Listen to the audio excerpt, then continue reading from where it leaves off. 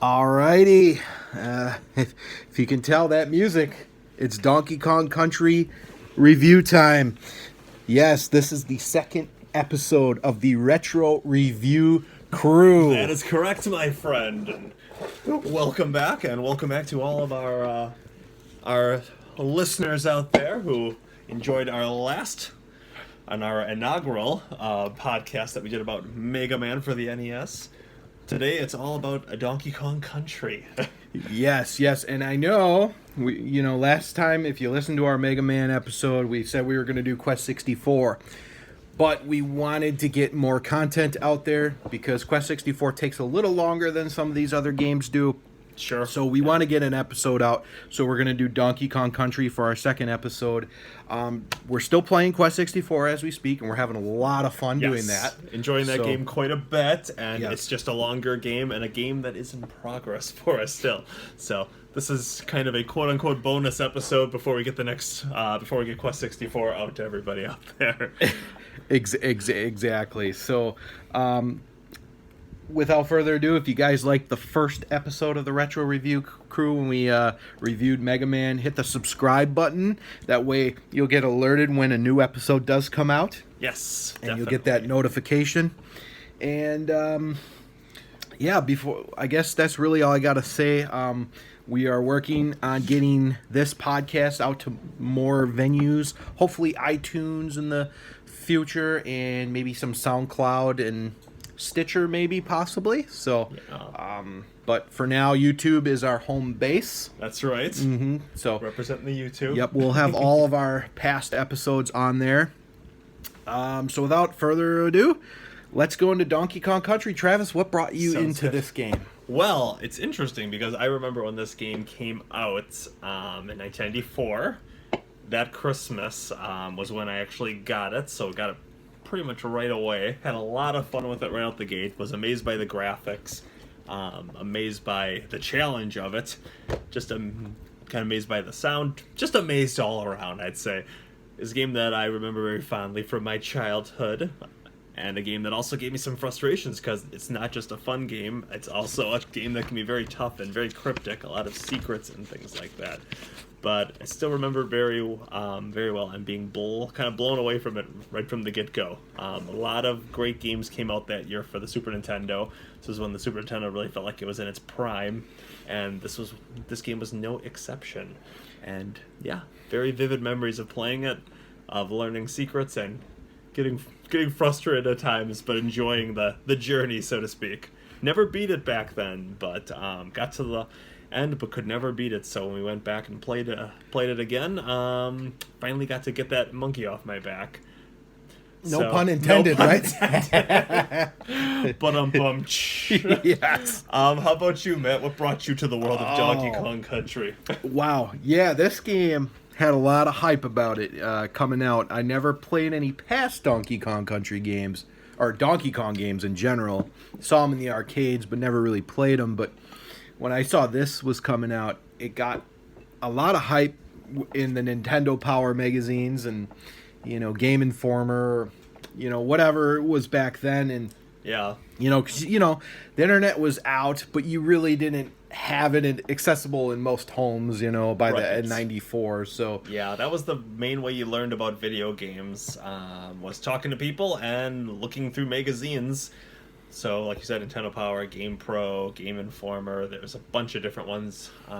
Back then it was huge, there still are now, but it was pretty much the way to find out what was coming out. So you open up your Nintendo Power every month, and you'd see what's coming up and get pretty excited about what was coming down the pipeline. So that was pretty much, I think, how we both found out about it back in the day. Yes, Christmas '94, definitely, that was it. And I got the game, and it blew me away right away. And it was like a non-stop. I played this game until basically I beat it. It took me a while because I wasn't using a guide or anything. I was just going on natural instinct, and Right. probably took me about 9 months to beat, and that's not me playing it every day in 4th grade either. Sure, it was sure. just when I could play it. And obviously, You had homework and other things. yes, that you had to do. exactly, the other stuff, But Yeah, it was super fun game even back then. I was addicted to this game, and it was really fun. And I think the thing that really, put this game so high, not only was the gameplay fun, it was challenging, fun, but the graphics were just unbelievable for its time way in ahead of its time. 1994. Yeah. So, just really talking about this game, it came out in 94, and it was kind of something that put Rare on the map. Really, yeah. They had games before, but Yep. this game and the next year, I believe, was Killer Instinct. Or Right, it's right around that they were period. right around that period, and those two games really knocked it out of the park for Rare. Yeah, Rare went through quite a tear around this time. Donkey Kong Country, like you said, Killer Instinct, and then when you got to N64 and like GoldenEye and other games like that, it became just such a powerhouse name. So it was, especially during this period of time, very cool and very exciting to see what they were going to come up with next. So yeah, Rare was kicking butt back then. Yeah, they really were. And yeah, so I guess the other thing that kind of brought us back to playing this was just me. The monkey that I couldn't get off my back was, Yeah. I was always wondering, hey, there you go, There we go. was the percentage. Like when you would beat a level, you would get a percentage, but I could never get 100. And I was like, well, why is that? Well, obviously as an adult, you start to wonder and you kind of understand these things a little better. Right. Well, you have to get all the secrets in these levels to get 101%. Right. Yeah, so I wanted to go back and get 101%. That's why I came back to this game. And not only that, it came out on the Super Nintendo Mini that just came out not long ago. The classic. Yes. Super Nintendo Classic. And it was just a perfect opportunity for me to get 101% and for Travis to finally beat the game. Yes, So- exactly. To finally take King K. Rool down a peg or two. Exactly. He was getting a big ego. He was getting so smug. But yeah, it was a perfect opportunity. So this game that we had both been talking about a lot beforehand, and we got it and we did the two-player competitive mode. Mm-hmm. He was Team Red, and I was Team Yellow. Mm. And yeah, it was a lot of fun though. So why don't we set the scene? Let's Yeah, let's Set set the the scene. scene here. Yeah, so I mean, it wasn't really much of a competition as like it wasn't. I wasn't trying to use it as that, but it was a way for both of us to get that experience to go through all the levels and exactly whatnot. kind So of play through at our own pace and exactly. each so get to control both characters and get a better feel for it that way. correct. Yeah. So, all right. So before we talk about the game and all the stages and levels, I want to set the scene for how this game in the storyline happened. Yes. So Set the scene. I'm gonna read it. Everybody, turn your lights down with the dimmer switches at home. That's right. Get around the campfire. Exactly. Yeah. Grab some popcorn, maybe a soda pop, whatever you got. Yeah, whatever you got, whatever you prefer. And he's gonna spin the yarn. Well, here. it's 1994, so probably a Surge. That's right. Surge, maybe if there's any tab left around. Right, you got any tab? Jolly good? No. Oh, Oh, but Good anyways, stuff. back from our trip from Nostalgia Lane. yes, that's right. Proceed. All right, so the storyline goes, it was a dark and stormy night. Storms lashed the rugged terrain of Donkey Kong Island, home of the famous video game ape and his family and friends. Near Donkey Kong's treehouse, a small monkey named Diddy cowered in fear of the savage lightning which periodically illuminated the lush, dark jungle that covered most of the island. Donkey Kong had assigned Diddy to guard duty on this awful night, and he was not happy about his fate. Donkey Kong's earlier pep talk kept creeping back into Diddy's mind. "Okay, little buddy," Donkey had said in his patronizing voice. "As part of your hero training, you've got to stand guard tonight over my bananas. I'll relieve you at midnight, so try and stay awake until then." Buddy? Yeah, right. Now he was alone. Alone unless you counted the unknown threats which lurked behind every tree that he glimpsed during the lightning flashes. The Kremlings were out there. This much was certain. They coveted Donkey Kong's banana stockpile. the largest on the island, and probably in the world. A treasure in potassium and vitamin A. The perfect food. Ah, delicious bananas. The thought of DK's golden hoard almost made Diddy forget his uncomfortable situation. But a rustling in the undergrowth and the sound of several snapping twigs brought him out of his reverie. Who goes there? Diddy challenged the sounds in the darkened, dripping foliage.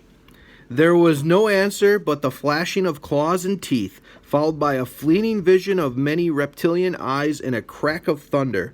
Diddy somersaulted into the fray with his signature cartwheel attack, but he was quickly overcome by the weight of many scaly assailants.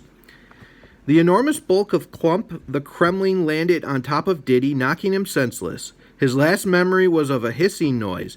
It's the small one. Seal him inside this barrel and toss it into the bushes. Donkey Kong's bananas are ours. The barrel lid closed on Diddy, blotting out even the fleeting light of the storm. Seconds later, the barrel flew through the air, courtesy of Clump's army boot-assisted punt, and landed roughly in the jungle foliage. Diddy Kong knew no more. The entire Donkey Kong clan was oblivious as the Kremlings then loaded the banana horde into their Kremling carts and wheeled them off through the jungle, leaving an obvious trail of dropped fruit from their overloaded conveyances. The next morning, Donkey Kong was awakened by frantic shouting of his name. "Keep it down," he growled. He suddenly realized what time it was. Morning already. I slept through my watch. Falling out of bed and through his treehouse door, Donkey Kong slid down the treehouse ladder without using any of the rungs and assumed his characteristic fighting pose with sun-blinded, squinting eyes. One swift blow was all that was needed to leave him sprawled on the floor face down. He groggily rolled over to see the familiar wrinkled, white-bearded, grouchy face of his old granddad Cranky Kong. Peering down at him, in his heyday, Cranky was the original Donkey Kong who battled Mario in several of his own games. "What should do that for?" Donkey Kong asked, knowing full well that Cranky was prone to cuffing him at every whim. "Take a look inside your banana cave. You are in for a big surprise," Cranky cackled. Donkey's mind raced as he vaulted to the cave and peered inside. Instead of the dull golden glow of thousands of bananas, there were only a few discarded peels. These had been trampled into the dirt by hundreds of reptilian feet, judging from the many three-toed footprints that covered the damp cavern floor. But what about? Diddy's gone too, Cranky laughed. That's what you get for shirking your responsibility, you good-for-nothing bum. In my days, we would have been happy to stand guard in the rain, 'cause that might have meant having an extra frame of animation. Of course, having rain would have been impossible, given our pitiful processing power, but Donkey Kong stood there in stunned disbelief and hadn't heard most of what Cranky said. "Diddy? Gone? My little buddy," he murmured to himself. Donkey Kong was suddenly filled with conviction. "The Kremlings will pay," he raged. "I'll hunt them down through every corner of my island until I have every last banana from my hoard back." "Find your little buddy and retrieve a bunch of bananas?" Cranky snorted. "What kind of game idea is that? Where's the screaming damsel in distress?" Diddy's obsession with being like me has gone too far. He may be a long way from being a true video game hero, but he had the guts, the reflexes, the heart. "If you ask me, neither of you are ready for prime time," Cranky interrupted. "You'll never be as popular a character as I was. Why, in my heyday, kids lined up to play my games. The quarters were stacked on the machine as they waited for their turn. If you go on this ridiculous adventure, you'll be lucky to sell 10 copies. Donkey Kong fumed. He usually let Cranky's rambling roll off his back, but this time was different. "What do you know about adventuring, you flea-bitten old ape?" yelled Donkey Kong, edging closer and closer, braving Cranky's cane until he was totally in his face. I'm sick of hearing about your boring single-screen adventures. Diddy's in trouble, my banana horde is gone, and I'm going to get them all back. Donkey Kong stormed off in search of his missing buddy. Following the trail of bananas the Kremlings had dropped. Well, it's not exactly rescuing a princess, but it'll do in a pinch, Cranky snorted as DK disappeared into the lush jungle. After a moment's hesitation, Cranky followed him.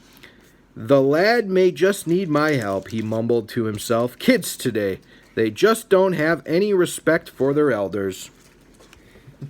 So, yeah, that's... I don't know about you and everybody out listening out there, but I got goosebumps right now. So that kind of sets the whole storyline for this whole entire game. I thought it was very fun. A lot of good humor in there, and right. It's nice. You don't simple. usually see like as much in depth like story and in a instruction manual like that. A lot of times it's just very similar, but like the narrative they do there is actually kind of a cool way to draw people in, and you get you a feel for the characters' personalities, right? Going out to the game, and that allows you to enjoy the game more without having to worry about figuring out, okay, who are all these random people right out the gates, you know? Right, exactly. Sets the scene a little better. Especially for a platform game, there's not a lot you can do with the storyline, but I feel like it was laid out pretty easy to understand and pretty simple to follow. So thought they did a good job there. So I would agree. All right, so should we kind of get into the stages and levels? Let's do it. So basically the way the game is broken down is you're on Donkey Kong's island. There are, I believe, there's about 6 worlds, if you want to call them that, and then a bunch of stages within those stages or levels, or a bunch of stages within the worlds or levels, you can call them. So the first one is Congo Jungle. That's right. Yep. So you're starting out in the jungle where Diddy and Donkey Kong hang out. One of the fun things is when you start the game, you come flying right out of his room, almost like to set you right where the narrative would tell you that the game is starting. Yes. So you go right out of his pad. You can always jump back up there and get a little view of where Donkey Kong lives. Yes. And right underneath there, you can see his empty banana hoard. An area that brings him much sadness and Diddy much rage when he goes in there. Yeah, and the first level is Jungle Hijinks. Thank you. Yes, I got ahead of myself there. Yep. But this level is going to be a level that you're going to go back to quite often. Yes. There's plenty of balloons, and what balloons will do is they give you extra life. The red balloons will. And then the blue balloons will give you 2 extra lives, and the green balloons will give you 3 extra lives. Yes, that is correct. So this level is filled with extra lives, so that's why you'll always be going back to this level when you get a chance. Yes. The thing about this level that we want to talk about, we're not going to talk about every single level in detail, but this one specifically because all the extra lives, they're at the top of the trees, and you got to know how to do Diddy and Donkey's special moves, so to speak. Yes. They're athletic moves, you know. Right. They're jumps. Yes, they're jumps. And Donkey Kong's is a barrel roll, and it's kind of you got to press it almost twice, the Y button twice, and then you'll be in the air a little bit, but you'll still be moving your motion forward. So yeah, allow you to jump higher and allows you to take out enemies sometimes too that are right in your way. Exactly, and to get some of the letters, and we should probably start saying that in every level there's going to be 4 letters, KONG. Yes. And you're going to find them, and if you find them in the level, you get an extra life. Yes. And some of these letters, you have to do those specific moves to get them. So that's why I'm kind of going there. Yeah, certain stages especially can make it a pain in the neck to get them, and and if you don't have like the idea how to use the barrel roll jump or the cartwheel jump for Diddy, you're going to end up dying a lot trying to get those letters. Yes. And we should say Diddy's special move is the cartwheel attack. similar to the barrel roll, but a little quicker, I would say. Yeah. I feel like with the barrel roll, it's easier to go down a little bit further, like when you're trying to go on those ladders. Whereas Diddy's, I think, is more straight across. Yes. So Yes. there's subtle differences between the two when you're trying to do certain things, but Yes. Diddy's usually going to be your best bet for jumping extra far. Yes. Yes, he's more agile, obviously, but Donkey's he's more stronger. Right. And then he Travis, hits the gym more. what's the move that you like to do with Donkey Kong that I don't use that move that often? Oh, but the one where use he it. like slaps the ground Slap, with his hands. yes. I don't know if it's called like a ground pound or what it is, but Yeah. So it's actually the brute strength. It's called. nice. Yep. Yeah, So, that's nice because it's a way that you can take enemies out that are coming by you or whatever. And also, when you hit them with it, they give you a banana. Yeah. Which, when you get 100 bananas, is another way you can get an extra life. lives. Yes. Yes. The game throws a lot of different ways to give you those extra lives, which is nice. So it's things to keep in mind as you're going on, because especially when you're looking for places to save your game and you haven't gotten there yet, every life can make a big difference. Oh yeah, definitely. I mean, if you don't always want to go to Jungle Hijinks to get more lives because it's so easy to do, Yeah. that's kind of one way that you can do that. So I want to talk about too. In some of the levels, you're going to find animal friends, Oh yes, yes, and yes. they're going to be in colorful friends boxes. with many different names. yes, with they're going to have their picture symbol on them. And so why don't we go through the animal friends that you will encounter during the Sounds whole good. game? So the first one is Rambi the Rhino. He's probably my favorite. He's Yes. kind of the most rewarding when you beat an enemy with him, and you can do a lot of stuff. But Yeah. Rambi always likes to go full speed ahead. If you press and hold the Y button, Rambi will take off and run over everything in his path. Just make sure that you keep your eyes open for pits and cliffs.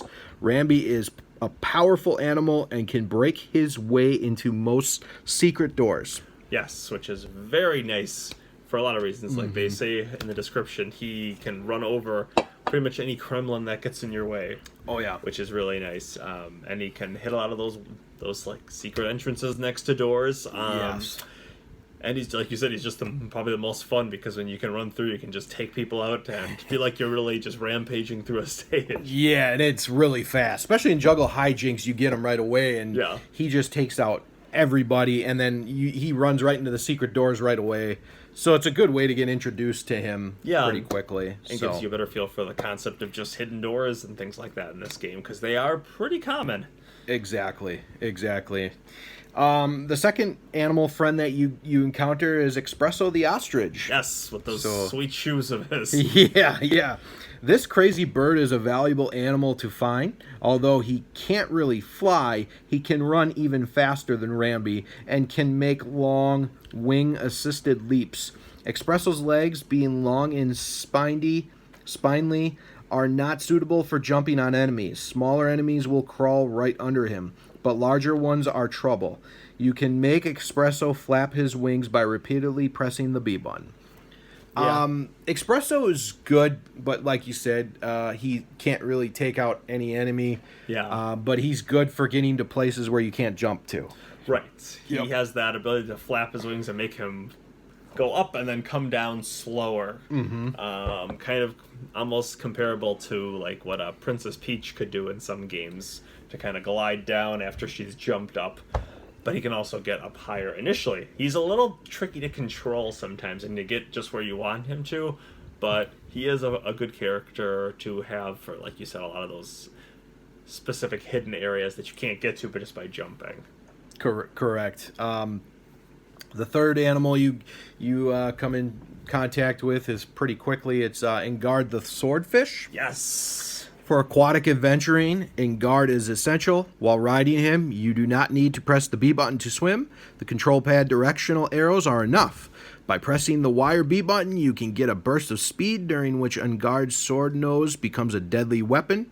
Needless to say, you won't find Engard anywhere but underwater. Yes, he does not go onto the mainland.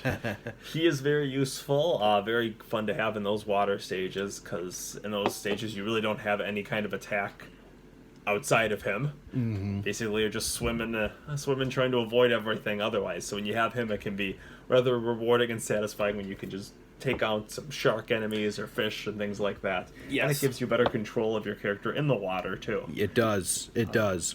That's what's really nice about him. Now, I will say he can't take out every aquatic enemy. That is true. But he can take out most of the fish and sharks, like we said. Yeah. And, he just helps. He makes the level, the ones that he's in, he makes the levels go a lot quicker and faster. So if you're in a water level and you find him, take good care of him. He'll take good care of you. That's right. That's right. So then the fourth animal you come in contact with is Winky the Frog. You wouldn't know it by looking at him, but Winky is one of the most powerful animals. He can jump higher than any of them, and with his strong legs, he can jump attack some enemies that even Donkey can't touch. Winky is fond of damp, dark places, but he is known to turn up almost anywhere. Yes.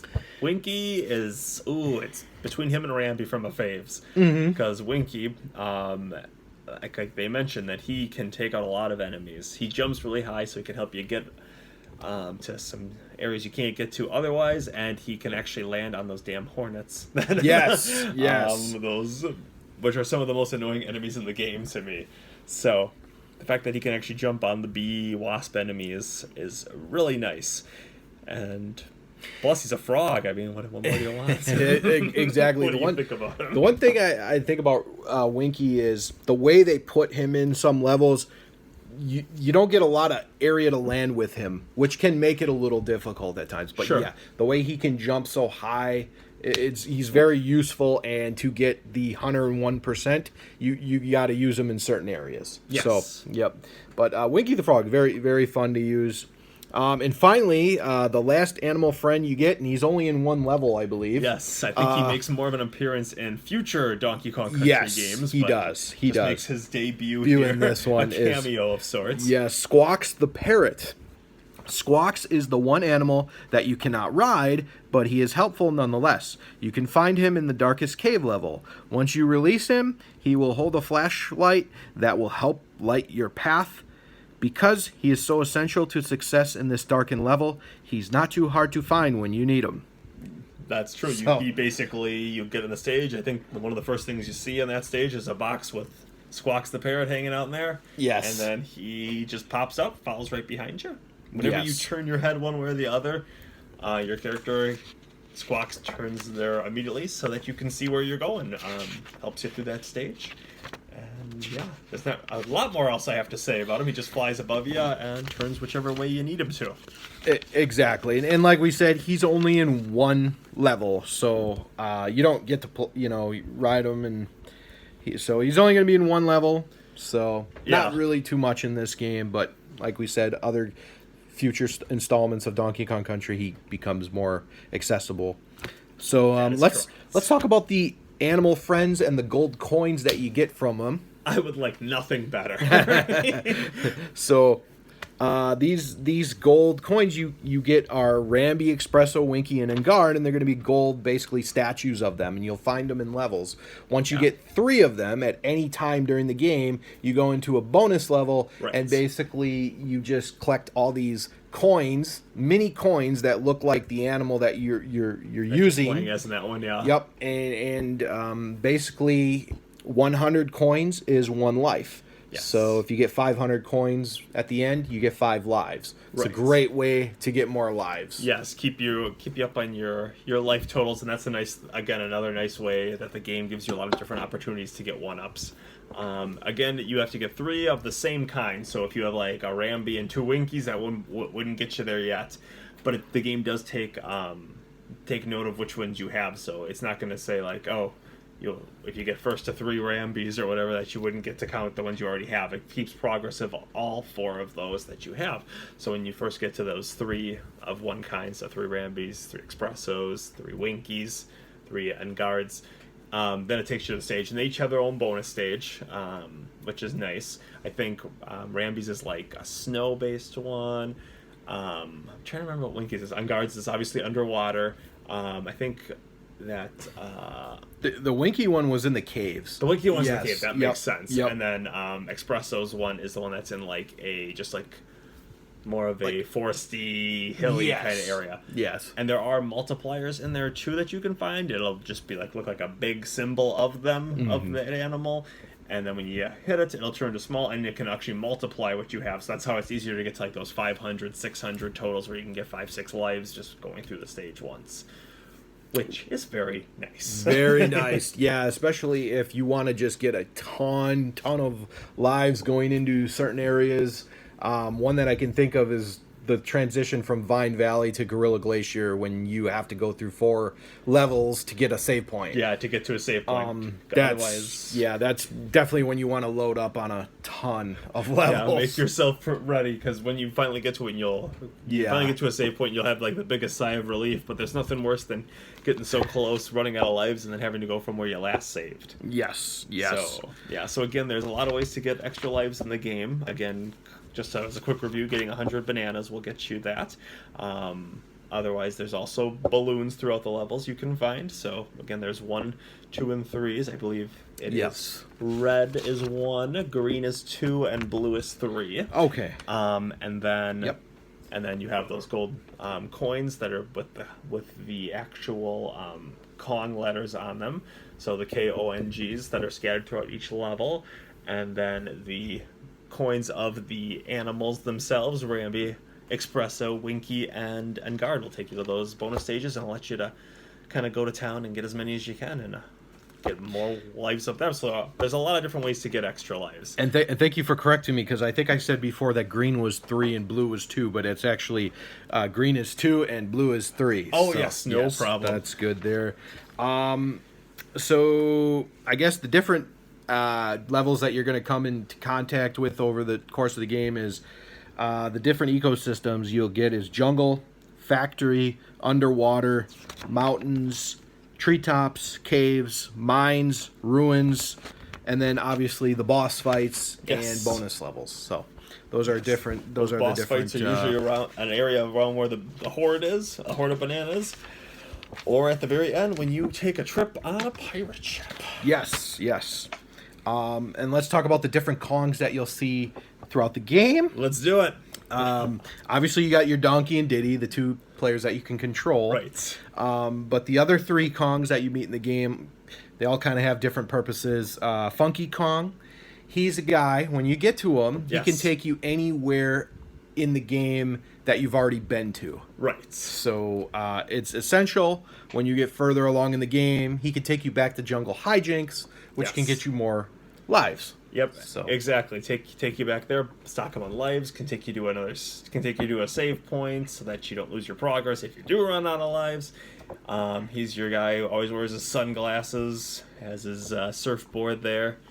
He's interesting, that's for sure, but he's very helpful to have. Yes, and he owns the Barrel Flights Book Now shop. That's right. So Candy Kong, she's essential to the game, so you can save it. She is. So I imagine she's Donkey Kong's love interest. Yeah. But yeah, she will basically just be happy to see you, allow you to jump into her barrel and save the game whenever you get to her. So and you can use Funky Kong to get to a Candy Kong, so you can save, which comes in very good use. So you kind of have 2 opportunities to save your game in essence. So whatever one you get in contact with first. So it's kind of good. Cranky Kong, probably not that essential to the game, but he keeps the game pretty entertaining. He does. He does give you some advice. A lot of it's repeated. Yes. And it's generally at the beginning. He talks to you about the beginning levels. He'll refer to things earlier on in the game a lot, even when you see him later. He does. Yes. He gives you just a bunch of different snippets of advice in a row, or I should say comments. Some of it's just him talking about how things were in his day. And just giving you some comic relief there in the game, as well as the occasional hint about stick to the treetops to get extra 1 lives and Jungle Hijinks. So he'll give you occasional useful thing there, but most of it's just fluff and just to make you laugh here and there. Right. So I guess let's just go through the enemies real quick that you're going to encounter. We won't talk about the bosses, just the enemies. I think the most common one that you're going to see is the Critter. This one, you'll see different versions of it. The green critter is pretty easy. You just Yeah. jump on him. Doesn't really do a lot of harm to you. No, they mostly just walk around, and if you misstep or something, they can hurt you. But basically, if you're paying attention, you can just jump on their heads or roll through with one of your attacks, and they don't put up too much of a fight. Correct. However, if you do see the blue critter, Yes. these are the ones that jump. Right. Yes. So those are the troublemakers. Those ones can be a little tricky to time the jumps, and you'll encounter them quite often through the game. So Yeah. yeah, let's go to the next enemy, the Crusher. These are the real muscle-bound critters. They seem like Basically, they're basically like if Arnold Schwarzenegger was a lizard man, for lack of a better term. They are the toughest ones to just take out without like a weapon, because Diddy can't do a lot against them. I don't think he can't do anything Yeah, against if them he doesn't unless have he has a barrel. Yeah, Yep. if he doesn't have a barrel, he'll just bounce off and laugh at you when Yeah. you try to hit him with a cartwheel or a Diddy jump. Exactly. Yeah. And even Donkey Kong can only do so much against him, because Yes. Donkey Kong his roll attack won't take him out. He has to jump on his head. Actually, physically jump on him. Yeah. You will encounter the purple and pink Crusher, which can't be stopped at all Yeah. by either of them. I think you need I don't think it's just barrels. barrels Yeah. take them out. Yep, that's it. Then. Closer to the end of the game, you see them more frequently, I think, or in Yes. certain cave areas. Yes. So the next enemy is Clump. Yes. Just looks kind of like a wider, fatter version. Right. Um, Got his little military army helmet Helmet there, on. Yeah. and a belt and some boots. That's right. Diddy can take him out with only the cartwheel. Can't Yes. jump on him. Donkey can take him out either way. Right. They're not too bad. It's just they will be positioned in some awkward spots throughout the game, which Yeah. can make them kind of hurt you a little bit. Yeah, a lot of times when you see them and you're trying to react quickly enough, especially in Yeah. later levels where they like to put them, it could be easy to fall, to basically get knocked off into a pit somewhere, or just have too many in a row. And they're pretty common throughout the game, I'd say. They're, again, if you got Diddy and Donkey, it's much easier to take care of them with Donkey. Yes, definitely. Next one is the Claptrap. Oh, the Claptrap, yes. These things can be annoying. There's two versions. There's the one that just gets you on the ground, and then there's another one that you see later in the game that jumps. And I And think those they're ones are color tough. coded, right? I Yes. think the blue ones are the ones that just go back and forth, and then Yes. the purple ones are the ones that'll jump. That'll actually jump at you. Yeah, Yeah. those ones can hurt, and they both can if you're not careful, because they're pretty fast. Yes, they are. So, and they're gonna have a lot of bonus stages where you'll have like 4 of them, and every time you hit them, you get bananas. Yep. And you gotta just try to get the bananas before they get you. So Right. they're and they every can time be you tough. hit them, they go faster in those bonus games, and then once you get bit, your bonus game's done and takes you back to the stage. But Right. it can be quite the challenge to try to take them out, Right. and get all those bananas and the 1-ups that come from that. Yes. Yes, exactly. The next one is the Rock Croc. You only see him, I think, in one stage, maybe 2. 1 or 2, yeah. Yeah. They're very specific to like stages where you have to hit like the stop and go lights. Yes. Stop Which and is- go.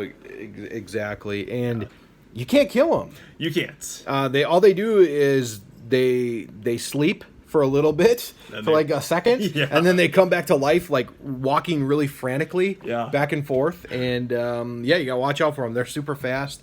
You don't have to deal with them much in the game, but Yeah. they're pain in the butt. You gotta keep putting them back to sleep with those on and off light things that are out there. Yes. 'Cause, like you said, you can't do anything to them once they're up and running around other than just hit one of those barrels, put them back to sleep, and hope you can get through where you need to before they wake up again. Oh, that's right. So then the next enemy we have is Slippa, the snake. Yes. I think this is one of the easiest enemies in the game. Yes. They don't move that fast, and they're very easy. You can do any attack to them, Yeah. and it kills them. The areas where they're the most annoying, I find, is areas where they're being shot out in quick succession out of those barrel things later on in the game. Yes. Because it's hard to time it sometimes when you're not Right. expecting it, and also in cave areas where you have to crouch to get through. if you're not fast and you don't know they're coming, then you can't really defend Yeah. yourself well. But most cases, like you said, they're pretty easy to kill. In some of those ruin levels too, they'll put them in some pits, which can be a little difficult. But Yeah. for the most part, I think they're one of the easier enemies. I would agree.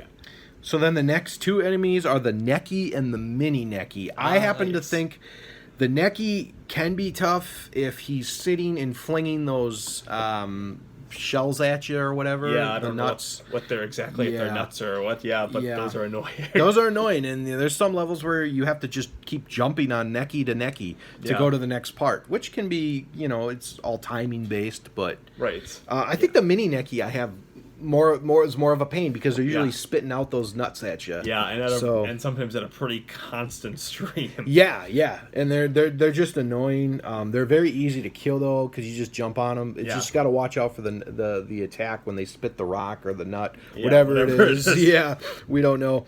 The next one is the Army, which is basically an armadillo. Yes. These things are tough because if you jump on it with Diddy while it's rolling at you, it won't kill it. But if Yeah. you jump on it with Donkey Kong, it will kill it. Yes. So these things can really hurt you if you only have Diddy. It can knock you off a cliff. Right, and that's the thing, when you jump on them, or even when you bounce off of them, it can sometimes send you flying a little bit in a direction you're not expecting to, or further back than you think you're going to, and doesn't give you a lot of time to recover, because they will come rolling right back at you. They will. They will. Yeah, they are one of the first enemies you meet in the game, and Yes. they're always a pain in the butt from beginning to end. Oh yeah. Like, Oh yeah. They're there to just purposely make you screw up. I Yes. think. Yeah. They're tough. Yeah, just as a side note, the creators and designers of the game did a very good job of making every enemy annoying at some point. At and some putting them in point. just the place where it's hard to deal with them, which is good because it makes you think outside the box, but it can also lead to frustration at times. Yes. Yes. Then the next enemy you run into, next enemy in the game is Manky Kong. Oh yes. The only evil Kong in the game, Yep. pretty much. He's a real turncoat. He is. His main attacks, he throws barrels at you super, super fast.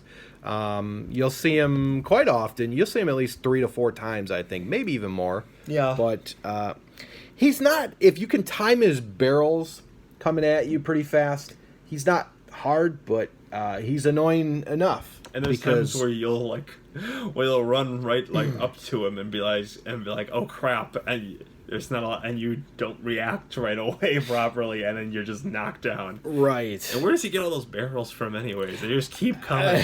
Yeah, no kidding. They just keep coming one after another. Right? Never runs out. Just ridiculous. Right. But yeah, he can be one of the big pains in the butts on certain stages when you're not ready for a lot of them, or when you are not ready, because he has his own stage, basically. Is it Orangutan? Orangutan Gang, I think, is the Gang, first yes. one you see him And in. he will different Manky Kongs you'll fight in that stage, throw them at different speeds too. So just as soon as you're like, Yeah. okay, I think I got this done, Yeah. then they'll just throw them faster, and you'll be like, Oh. okay, I gotta react all over again. I think the worst one that he's in that you'll see him is either when you finally get the one where he's in Gorilla Glacier or the one in Kremkrock Industries Incorporated. Oh, yeah, yes. that one. I think he's in the Blackout one, and Yeah. he's tough there. But and then finally, the Zinger, which is the bee. Yes, Like we said, you can really only kill them with the barrel. with barrel or a Winky. Or a Winky will kill him Winky too. can jump on him, which is helpful. Yep, the yellow one. I think Winky can jump on the green ones too. I think so. The green ones, can those be taken out with the barrels? I can't remember if they I could or feel not. like they can, but I'm not positive. Okay, because I think there was one that was like kind of invincible where you just kind of have to not know that there's- just try to avoid it. Right. I know there's yellow, green. I think there's. There might even be another one. The red ones, And I you think might there's not a be able- purple one at There some might be a point, purple too. one, I don't too. know really what the differences are in Yeah. them. Usually I try to stay away from them as much Yeah. as I can Yeah. unless I have There's- Winky, and then I feel a little bit more ready to rock. There's one that you cannot take out, I'm pretty positive. And then there's one where I think you can only take it out with a Winky. Gotcha. That's what I think. The yellows you can take out really at any time. So, but yeah, that's the enemies. Yeah, So, those are your regular enemies, and then there's boss characters, but we will get to we will them get at to the those in the appropriate time. Yeah. All right. So let's kind of go back to where we were talking in Congo Jungle. Yes, the Fung first Jungle. stage of the game, or the first world level, whatever you want to call it. Yes. It has 6 levels in there. Jungle Hijinks, like you said, is going to be your base to come back and get more lives because Right. you'll get it very quick. You can at least get, if you're really good, you can at least get about 6 to 7 lives in one playthrough of that. So Which, if you're getting low on lives, you go there, go through the stage a couple times, stock up, and you're ready to rock and roll again. yes, That stage is good. It's good at just getting you used to the game, getting used to a few different types of enemies.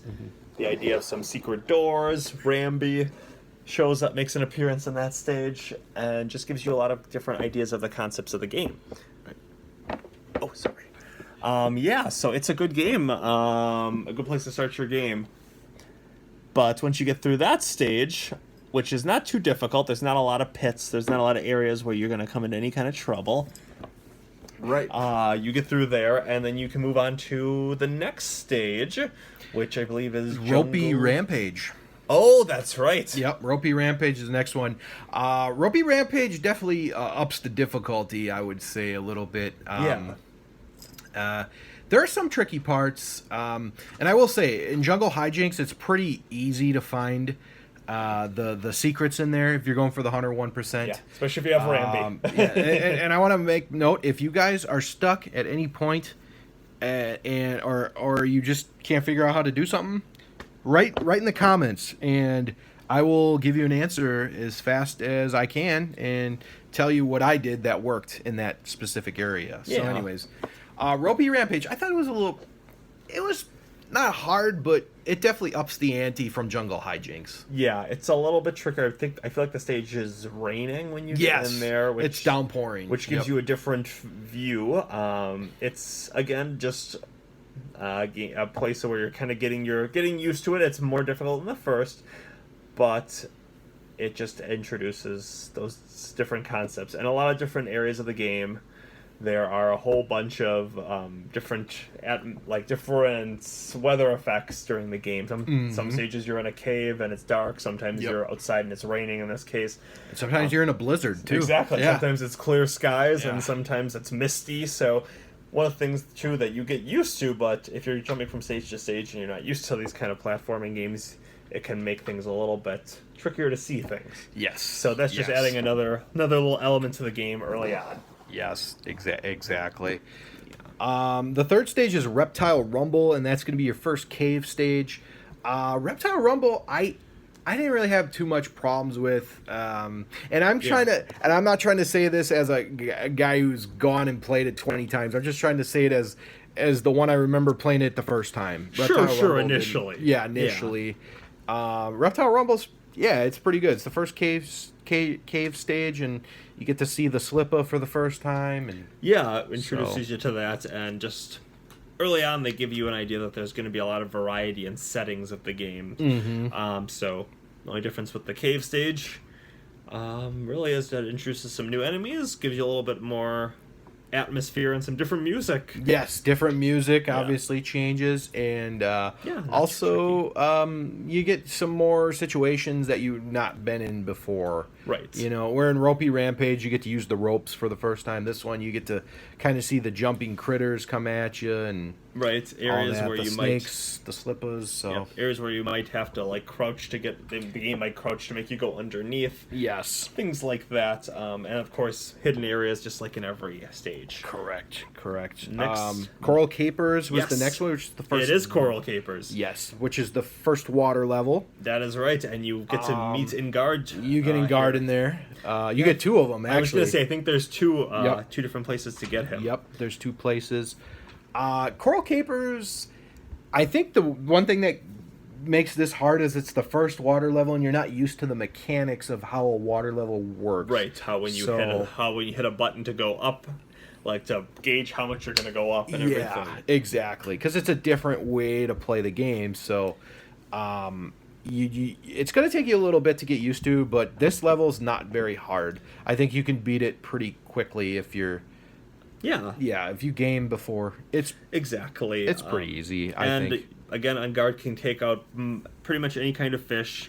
He can't take out the octopuses. Believe they're called croctopuses. Croctopus, yes, which we didn't mention before. Right, But, yeah. so they can fly around and cause issues, but as long as you're patient and know their patterns, you'll be fine. Yes. And remember to look for those Kong letters, because, again, if you can get a full set, you get an extra life, and That's right. who doesn't want that? That's right. A little insurance policy there. That's right. So after that, we go to... Barrel Cannon Canyon. That's the one. Yes. Yes. And this one is definitely the hardest one in Congo Jungle.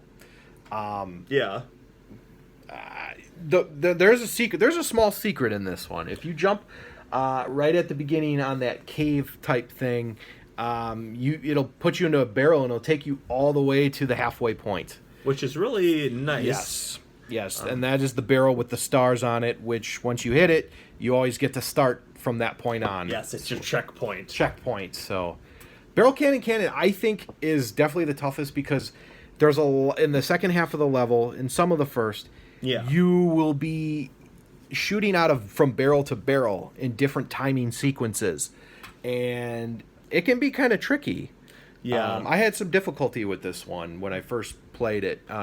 And I still do sometimes. It's not the easiest. Yeah. And they'll put like a zinger between two barrels. You have to go from one to one. Yeah. And you have to do it perfectly timed. Yeah, and exactly. then sometimes you're trying to jump around and so focused on getting past something that you miss a secret or something too. So yes, it's it can be tricky, but there are shortcuts and there are a lot of bonuses.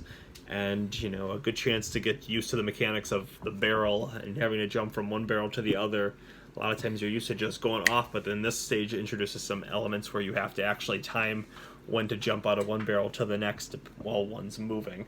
And later in the game, they even introduce it too often where you're getting two barrels moving at the same time and trying to time it up. So yes, exactly. It's a pretty tricky stage, especially because it's the first one that it's going to give you some challenge, I think. Yeah. So then, we go to the boss battle boss of game. the Congo Jungle, and it's Naughty. Very naughty. Yes.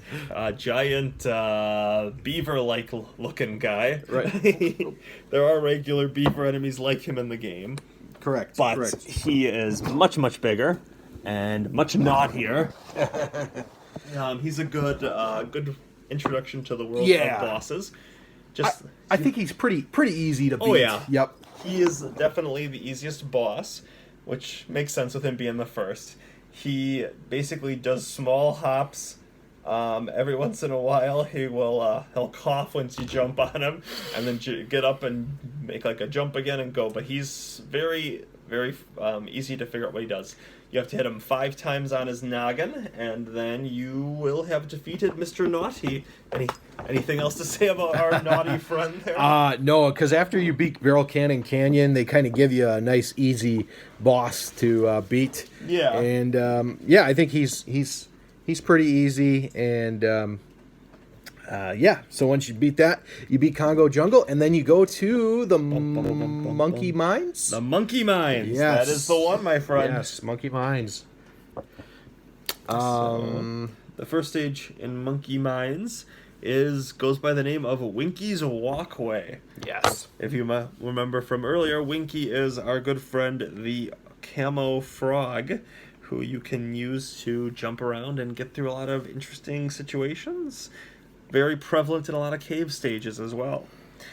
I didn't find Winky's Walkway to be too difficult. I thought that it was a situation where there's some black barrels you can throw stuff at. You can shoot out naughties, but you can destroy it with like a barrel or some of those TNT barrels.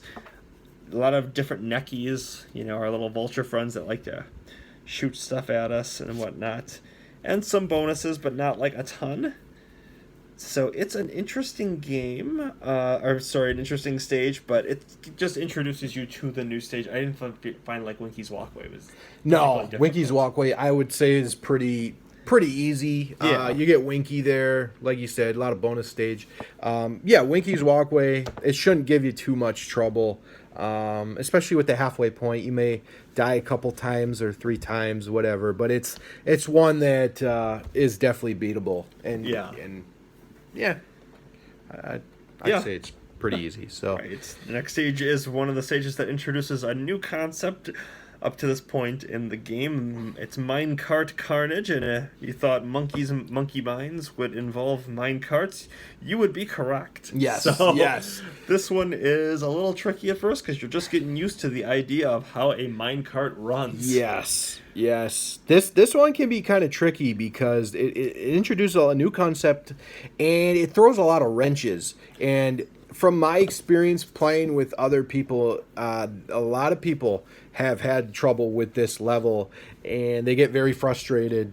Yeah. And generally, if you're playing with like your buddies, when I was back in the 4th, 5th grade, this Yes. is the level that threw them off, and this is the level that they didn't. They had to quit over. So Yeah, there's a Yeah. lot of people Yeah. who just playing this, like you said, they get frustrated and they'd be like, okay, this game's stupid, I'm not playing it. right. But if you stick with See- it, you get the rewards of a great game. You don't want to be the only person. You don't want to be a person who just got to Minecart Carnage and said, you know what, Donkey Kong Country is not for me. right. But it is tricky. It's timing, knowing when to jump, watching out for enemies, figuring out when you have to jump from one track to the next, making sure you don't hit those mine carts that are tipped over on there. Just a lot of things to take in all at once, but it really prepares you for the game itself. After this point, you learn a lot from the stage, even if it is not the most intuitive for a lot of people that just jump in playing it for the first time. Yeah, exactly. And I think the stage is pretty fun, being in like a roller coaster style level. I think it's pretty fun.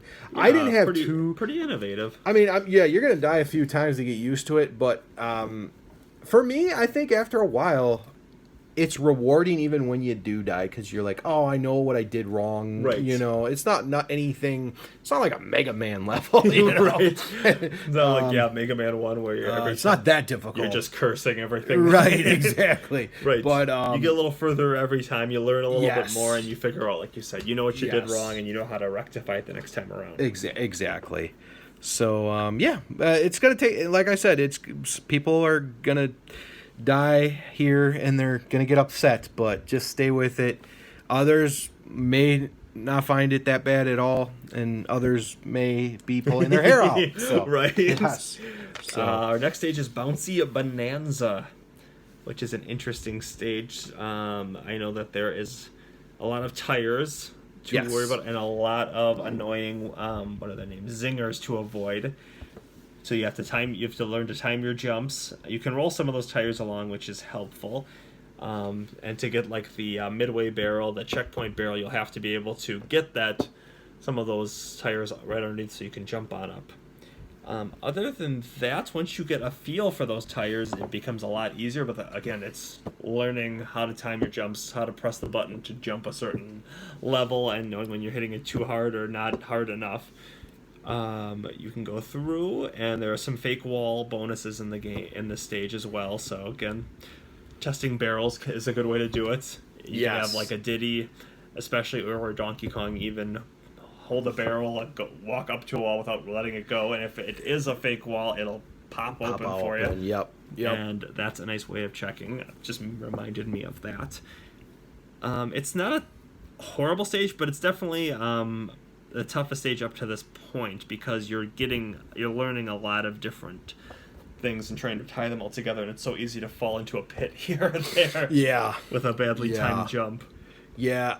With me, I think it's kind of like Reptile Rumble a little bit, the basis, but it's a little harder. Yeah. I didn't have too difficult. I think if, Minecart Madness, it was a new concept and you might struggle there, but this one's a little more familiar. But it's kind of like Reptile Rumble, but it's definitely more difficult for sure. And there is a hidden Winky to find too. There is in this level. Yep. Again, just keep your eyes open, looking Yep. for those fake walls, and look for barrels, and you'll find yourself a Winky. Yes, yes. So, yeah, not extremely difficult. No. But yeah. Not too bad. Then the next stage is Stop and Go Station. Whoa. That was one of the stages I remember being very irritated by early on, because those rock crocs, rather, they, like you said, you can't do anything to stop them, so No. all I can do is hit the stop and go lights and make sure they stay asleep while you're trying to move through. What did you think of this stage, Matt? Well, when I first played this as a kid, this level intimidated me to no end, but there is a nice secret at this stage. Right in the beginning, you can go right back in the entrance, and it takes you almost right to the end of the stage. And that's the way I beat it as a kid. Yeah. Obviously, as an adult, I went back and beat the whole stage and found the secrets in it. But this stage can definitely make you frustrated. But if you use the secret, it definitely will help out some, less advanced gamers, I would say. Get through this and get to a more It's traditional Donkey Kong Country stage. correct, right? And I will say, if you're doing it through the full stage and not using the cheat, it's a tricky stage. It is. You have to watch out for those clap traps too. Yes. You can get so focused on the rock crocs that you don't remember that there's clap traps coming at you too. Yeah, I think if you get the patterns down, it's not too bad, but it is intimidating though. I will say that. Yeah, it's a combination between keeping moving at a good pace but not flying off the side of or running right into the big open happy mouth of a clap trap when you're trying to avoid everything else going on. Right. But yeah, it's not too bad. No. Millstone Mayhem. Now, I don't know if you remember this one quite as well as I do, because I remember this being one of my favorite stages early on when I was playing the game. A lot of the giant millstones that have the naughties. We fought the very naughty at the end of the last stage. Yes. Now we have basically giant wheels that have the regular size naughties in them. In there. Yep. Going up and down and all around. So you obviously don't want to hit those. You can't do anything to stop them. Correct. So you just have to avoid them. Yep. And again, it's another Winky stage. Yes. We see a lot of Winky makes a lot of appearances early out of the game. Monkey Mines, yep. Monkey Mines is the Winky levels. He loves his mines. I just remember needing to move fast, time things, and again, just keeping my head straight on and being careful not to overextend myself or miss a jump and fall into a pit. Yeah. But yeah, I like the stage a lot. It added again another different feel It added the whole ruins scenery to it, which is awesome. The graphics are awesome in this stage, and it changes the whole dynamic, and it switches things up, which is awesome. Yeah. But Millstone Mayhem, it's tricky, I would say, at first, because the rolling wheels, almost the hamster wheels, Right, those exactly. they're a different concept, and they make you they change it up on you. They make you have to kind of think a little about it. differently. So there's a lot of different jumps you got to make, and moving platforms, I think, are in there. There's some moving platforms too. Yes. So Yes. Millstone Mayhem, it's tough, but you keep at it, you'll eventually beat it. And I wouldn't say it's the toughest one. It's close though. Right at this point, yeah. It's Stop and Go Station might be the toughest. I would say it's the tougher one. Yeah. I think I like Millstone Mayhem as a stage more than I like Stop and Go. I think it's more fun. It's more fun to play through, right? Yeah. Stop and Go you can actually fight a lot of enemies. You can't take out the ones on the pinwheels or whatever. but you can still kick some butt. Yes. And then once you beat that stage, you get to take on the ruler of the Monkey Mines. I'm sure my first guess was not that it would be a giant Neki, but apparently that is what it is. So, Hurley, why don't you tell us about your strategy for taking on Master Neki, the giant vulture guy who is guarding another horde of Donkey Kong's bananas. Yeah, I think Giant Neki was relatively easy as long as you get the jumping with the tire. Yeah. He goes in different areas, so he goes from the left side, he'll go on the bottom left or the top left, or he goes to the bottom right or the top right. He's pretty easy. He throws the nuts at you, but they're pretty slow at this point. Yeah. And I think he's pretty easy boss. He's a little tougher than the Very Naughty. Yeah. But he's pretty easy, I would say. I didn't have trouble with him. He's pretty easy. Yeah, exactly. Yeah. Like you said, gives a little more challenge than Very Naughty does, but Very Naughty didn't give almost any challenge at all, so Master Neki is a good kind of step up a little bit from the first one. You just got to bonk him on that head 5 times, and when he goes down, you take your way on to Vine Valley, the third world of the game. Yes, Vine Valley. This is the one where to me, the game got tricky. Yes, the Yep. game starts waking up and really wanting to Piss you off yes, more. exactly. Really wants to make you start Yes. questioning a lot of things. Yes. First stage is Vulture Culture in Vine Valley, and right out right off, I knew I wasn't going to be a big fan of this stage the first time I played it because it had right in the name. It's got Vulture in the name, and Neckies are some of the most annoying enemies in certain areas, especially yeah. the smaller ones who like to spit those nuts right at you. Yes. Yes. Yeah, you're gonna have a lot of Neckies in Vine Valley for sure. Vulture Culture, tough because you come to this point, it's pretty tough. Definitely not the toughest in this world. No, I would completely agree with you on Yeah. that one. It's setting you up for what's to come. Right, exactly. Yeah, Vulture Culture, not the toughest, but it's definitely a step above Congo Jungle and definitely a step above Monkey Mines. So, Yes. yep. Yeah, introduces a good amount of bonus rooms in here, bonus areas. I think there's like probably around 3 ones on the stage. So it gets you, like you said, it kind of gets you ready for what's coming ahead.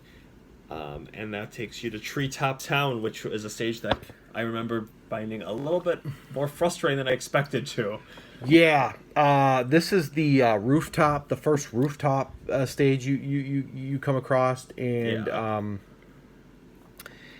it's tough, but it's definitely not the worst rooftop stage that you get into Gorilla Glacier. Oh the next my one. gosh, Yeah, yes. that one's very tough. Treetop Town, I didn't like it, but stick with it. You will pass it eventually. Yeah, Just a lot of the jumping critters, a lot of zingers, a lot of jumping from treetop to treetop, kind of. yeah. In these, Easy to fall into a pit. yes, and- very easy. Yep. And again, it's a lot of timing. Exactly, it's Yep. timing and a balancing act of making sure that you're not so worried about avoiding an enemy that you fly right off the side. Correct. And if you can do like barrel jumps and cartwheel jumps, it makes the stage a lot easier. Yes, to and make sure you're getting where they you need make to. you, if you want to get all the 4 letters, I think a couple of them you got to do the barrel or cartwheel jumps. So, Yeah. yep. So if you can, the sooner you get comfortable with those jumps, I think the earlier on the easier it'll make things. It's Yes. not easy at first because it's kind of intimidating, but once you get a feel for it, and you get those techniques down, it can make it a lot easier to get a lot of secrets, and also to get those Kong letters so you can keep your life totals getting up there while you're trying to get to the next save point. correct. So Yeah. yeah. So all right, what's the third level? On Our this? next level is Forest Frenzy, which is a lot of ropes and a lot of avoiding because a lot of those ropes will decide to move on their own, taking you across where you have to avoid everybody's favorite zingers and neckies, all of that fun jazz. Yeah. And this one, if you want to find all the secrets, there's one that I thought was pretty tough, and Yeah. it's when you're on the second half of the level and you get all those vulture or neckies flying at you. Yeah. You have to like basically jump off after the second or after the first wave of the neckies, which I thought was pretty difficult to find the secret in here. But Yeah. the level can be pretty frustrating. There's a lot of quick moving, especially as you get closer to the end of it, where you're on a rope and you have to be going up and down that rope, trying to dodge neckies or zingers, depending on where you are. And it's tricky. It's one of those stages where it's nice to have an extra Kong in reserve. So if you're have Diddy and Donkey together, because at some point you're probably going to need to absorb a hit. Yeah. While you're still getting used to the stage to make sure you get all the way to the end and don't miss any secrets that you might be looking for. Correct. Yeah, tough stage. Definitely one I had to do several times times. before I finally got Yep. a good feel for it. Yep. Next one takes you to your second temple stage. Temple Tempest is the name of the game. yes. And the difference between this one is the other stage that we had before, the Millstone Mayhem. You had the naughties in the millstones, but they were just going up and down and all around. These ones are actually trying to chase you once you get past them, try to chase you down the stage and try to crush you, which obviously is not good. Yeah. So you have to keep moving, and you have to make sure that you are keeping your eyes on the prize for what's around you as well, because there's still enemies, there's still pits, there's still times where you have to jump. So remember that not only do you have to keep running from those millstones, but you got to make sure to be very aware of all the rest of your surroundings at the same time. Yeah, this one's tough. The good thing is, I think you get a save point after Forest Frenzy, Yes, I believe, so I that believe you're kind of right. helps. But Temple Tempest, yeah, they once you get the wheels that start chasing you, definitely make things. Especially you don't know what's coming. They make you Right. they force you into errors that you probably wouldn't make Right. if something wasn't chasing you. Exactly. They make you have to make decisions quick and Yeah. kind of make you feel a little panicky. Yes, very panicky. Yeah. It's a tough stage. It's going to take you a little bit if you're playing this for the first time. But I wouldn't say it's not that hard. It's not that hard once you get used to it. Once you get used Once to you know the layout, it's kind of a yes. trial and error stage. I Yes, think, definitely. because there's a lot getting thrown at you at once, and then you run smack dab into something else. But once you've done Yeah. that, you learn. It's nothing that's going to just- make you sit there for 4 hours and Right. you can't beat it. Right. So- yeah, it's not too bad No. once you get used to it. Again, it's just Right. it's just repetition. Trial and error, Yeah. correct. Then the next stage is one of the stages that I would say is probably one that I love the scenery. I love it's got kind of like the sunset kind of coming out. Yeah, in the the background. graphics are awesome in this stage. Yeah, but the stage itself can be quite frustrating because there's a ton of secrets. There's a ton of Manky Kongs. I'm talking about, of course, Orangutan Gang. Yeah, and I want to make note that there is a secret in this game. Somewhere in the Congo jungle, you can actually warp to this level. I don't know how it's done. I've done it before. Yeah. I remember reading, and someone in the comments may say how to do it, but I I feel remember. like Cranky Kong even mentions something like that randomly. Yes, And one of the times there's you a go see way to him. warp to this point in the game. It's weird, but Yeah. I stumbled upon it accidentally as a kid, and haven't tried it since. But yeah, Orangutan Gang. Oh, this level is you because you run into Mankey and you just don't really know what he's like at first. Yeah. And that's what really kills you. Not only that, though, to find all the secrets, there's 5 of them. Yes. And the way they make you do it is you got to use the espresso. Right. In very weird situations, and you have to lot of fly flapping around. under the yeah. So this level to find the secrets, if you're going for the 101%, this one's gonna give you probably one of the most troubles. It's going to take a lot of time. Yeah. If you don't, even if you use the guide, I think it's going to probably It's still make it tough. tricky. It's still tough because Yeah. the way you do it, they're hard to pull off. I think I was on this for 2-3 hours almost trying to get the secrets. Probably Yeah. trying to get all of them. I know at some point you're like, screw Yeah. it, we'll come back later, and then you're Yeah. kind of staying all when you up. Yep. Yeah, because It was tough. It took me a while, and the stage itself is tough. It's tough itself. Yeah. So yeah, it's still not an easy stage No. either because of all the different Mankeys and the different speeds Oh. they go at and everything. So right. it'll keep Right. you on your toes. Oh, yeah. And when you And- get rewarded with after that, you get to a one-way ticket to Clam City, Ah, yes. which is an underwater level. Yep. By the name, you might guess that there's clam enemies, and there's a lot of believe they're called Clambo, like Rambo. They open up Yes. their mouths and they shoot out pearls that you have to avoid. Correct. So the thing is, if you can find Engard, which he is in the stage, I think he's relatively early in it, if I remember correctly. If you can get him, that helps a lot. But getting him early is something that's important. And you again remember you can't take out certain enemies. Correct. You can't take out the clams or Can't the take out clams octopus. or the octopuses. Yep. Yeah, exactly. He can basically take out the shark enemies and the fish enemies. Yep. If it don't swim, with fins, it's It's don't not, try to kill it. Yeah, exactly. Um, I actually think this might be one of the easiest levels in this In in this- this Vine Valley. yeah.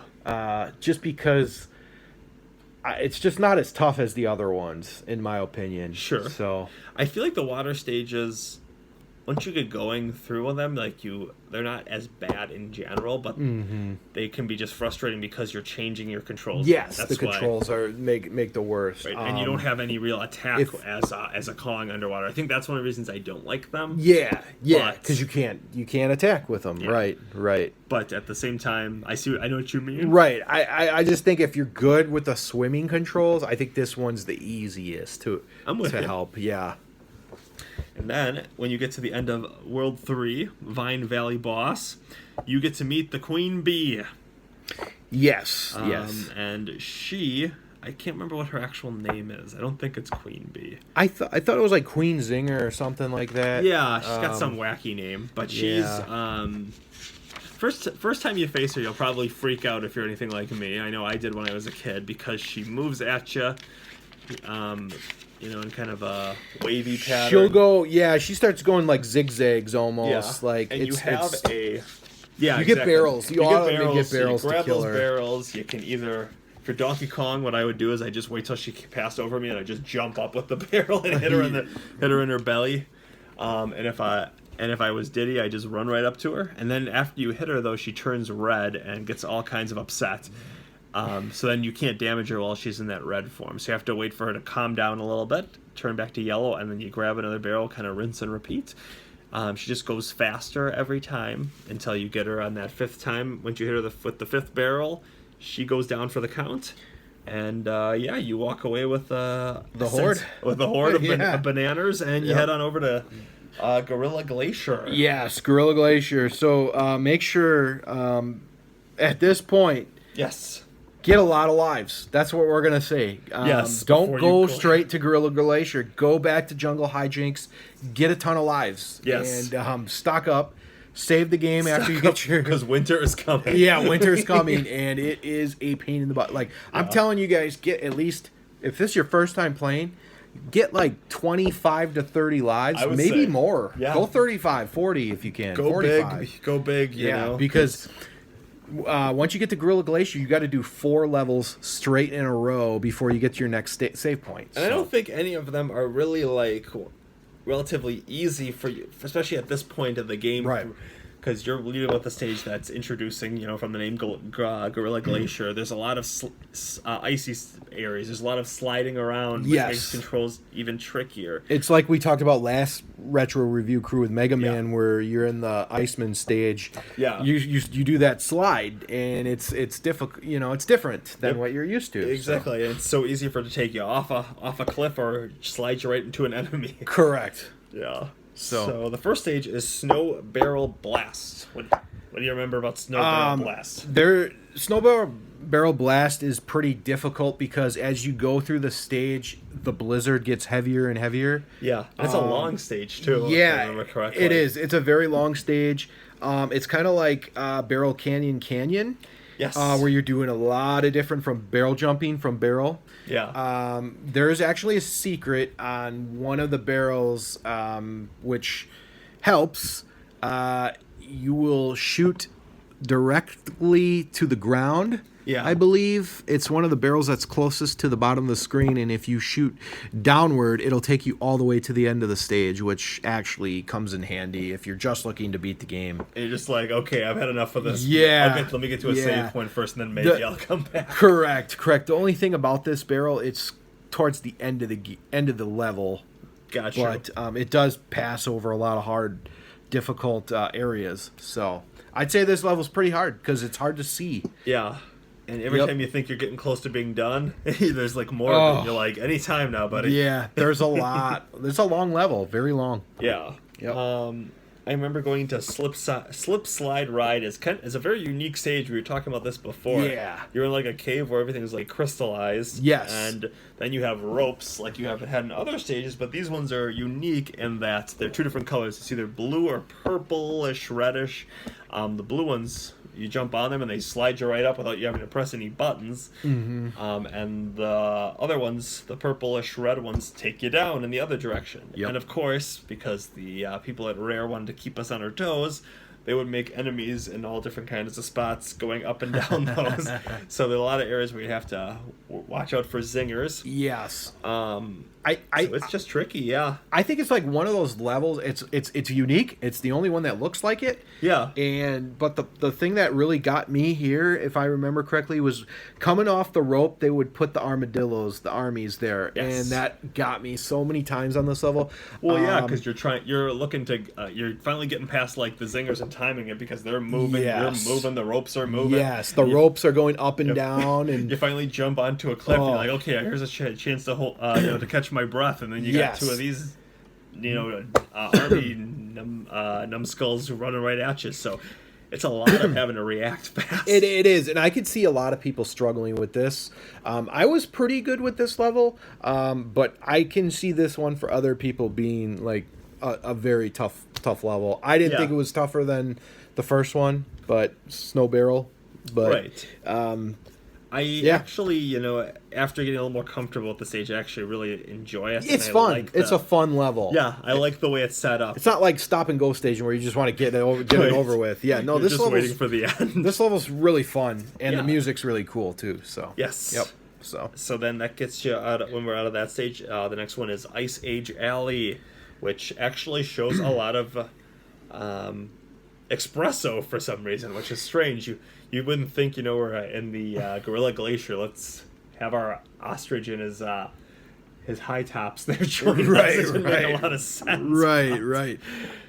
But, you get them actually right at the beginning of the level. You have to take a jump that you think you're going to fall to your death, but you actually get to a different area, a different land, and that's where you get espresso. So, which is so strange to me. Yep. This now you're coming out of the blizzard and it starts getting clearer as the more you go into the stage. It's still a difficult level though. Don't get it twisted. It's still a tough level. Oh yeah. I don't know if it's as tough as Snow Barrel, but it's still tough. It's gonna take you a while.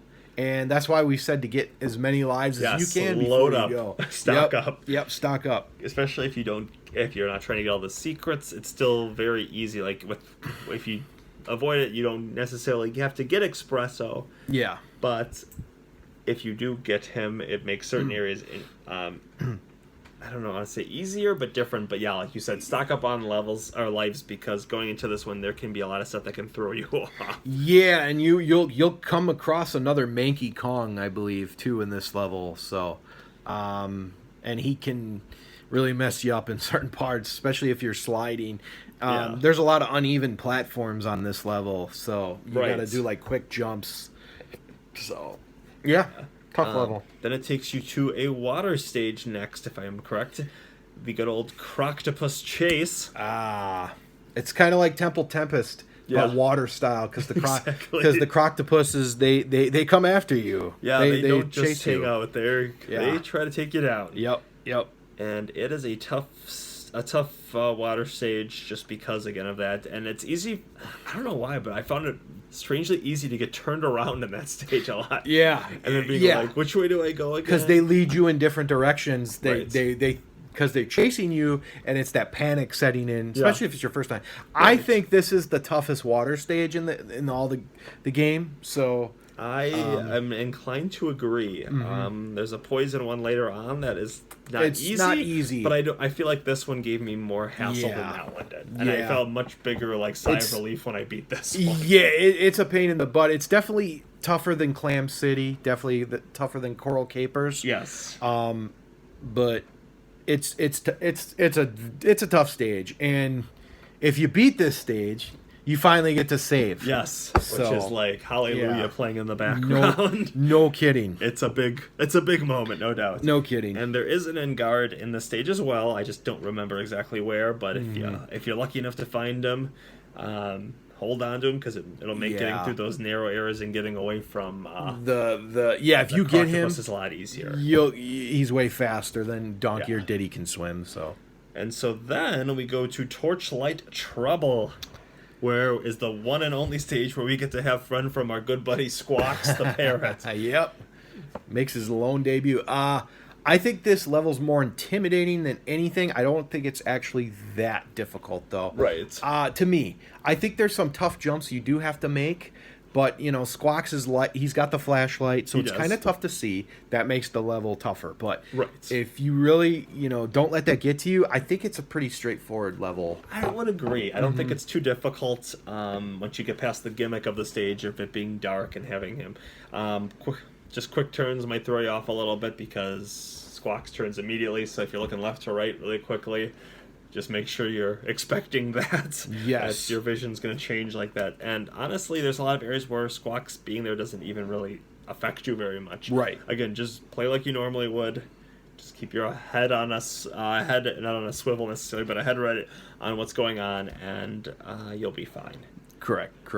The next stage is Rope Bridge Rumble, which, if I remember correctly, is a lot of another treetop stage. thank Correct. you, yes. Which, just like the other one, it can be tricky. This one likes to throw in the added element of being icy. Yes. And just being a lot of tires to jump around. yeah. Rope Bridge Rumble is really hard, I think. I struggled with this one. The only good thing about this is you can save it, so you can just keep playing it, right, really fast. But yeah, there's a lot of tires and not a lot of space to land, and you really have to, be precise with your landings. Yeah. And that's why I think this stage it's pretty tricky. And there's a lot of jumping Kremlins, a lot of zingers, and so, it's a tough stage. I think it's pretty long too. I remember there being a Winky in here somewhere. I think so. If you can get him again, he helps a ton with the zingers. But Yes. I don't remember specific things about the stage as much as I just remember it being one of those that was annoying. It is. Yeah. And I remember there's a small moving platform that you have to keep jumping to. Yeah, it's tough.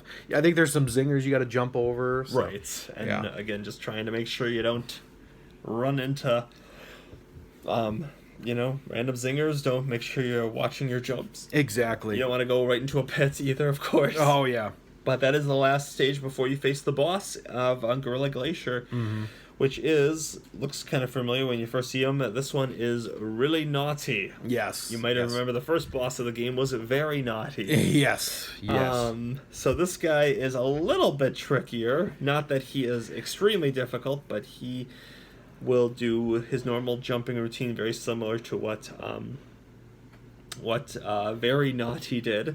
But each time you hit him, just like any enemy, you got to take him 5 times for him to go down. But once the first time you hit him, he'll start doing big jumps, and then go to his normal pattern. And then when you hit him a second time, he does 2 big jumps and then goes back to his normal pattern. So every time you hit him, he just adds another big jump out from the front and then goes back to the normal pattern. So just avoid those jumps. Each time, jump on his head again when he goes to his normal pattern. Once you've done that 5 times, he's done. What did you think about Really Naughty, not Very Naughty? Yeah, Really Naughty, I think, is tougher than Very Naughty, but I'd say he's still kind of easy. You get his jumpy pattern. I think Queen Zinger is tougher than him, so... Yes. Yeah, but he's probably the second toughest boss you face at this point thus far. Once you just learn his... Yeah, exactly. A lot of it with him is just learning his routine, just knowing what he does, which is true of probably most bosses, actually, but he doesn't test you quite the way that others do once you realize that he has that jump into his routine. Yeah, and toughest stage in Gorilla Glacier is probably Rope Bridge Rumble, I'd say, or one of the Snow Barrel or Ice Age one. Those are probably my 3.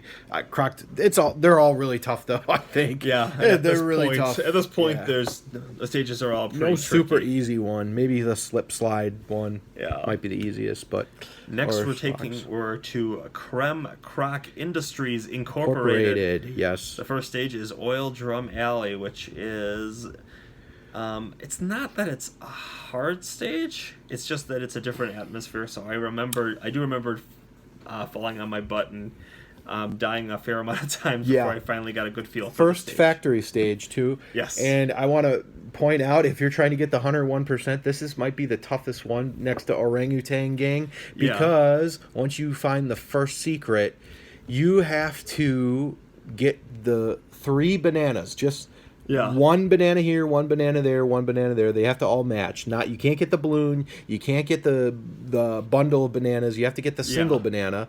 And then once you get that, take the barrel, but you can't walk into it. You have to actually jump into it to get it. So it's so convoluted. Yeah. And something that nobody would ever guess. No one. Yeah.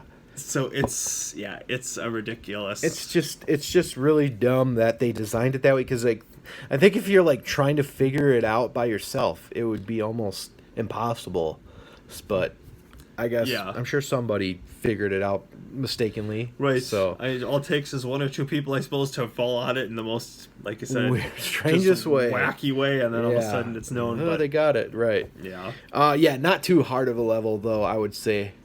Yeah, it's not too Not hard. too terrible. Again, it's just if chasing down the Yeah. all the mysteries there. Correct. And then your next stage is Trick Track Trek, which is one of those stages where you're like, has a different kind of atmosphere, but you're on a platform that moves around. Mm-hmm. This one, luckily, you don't have to worry about like refueling like certain ones later on. Right. But it still is kind of throws you off. So you're on a platform Yeah. moving around.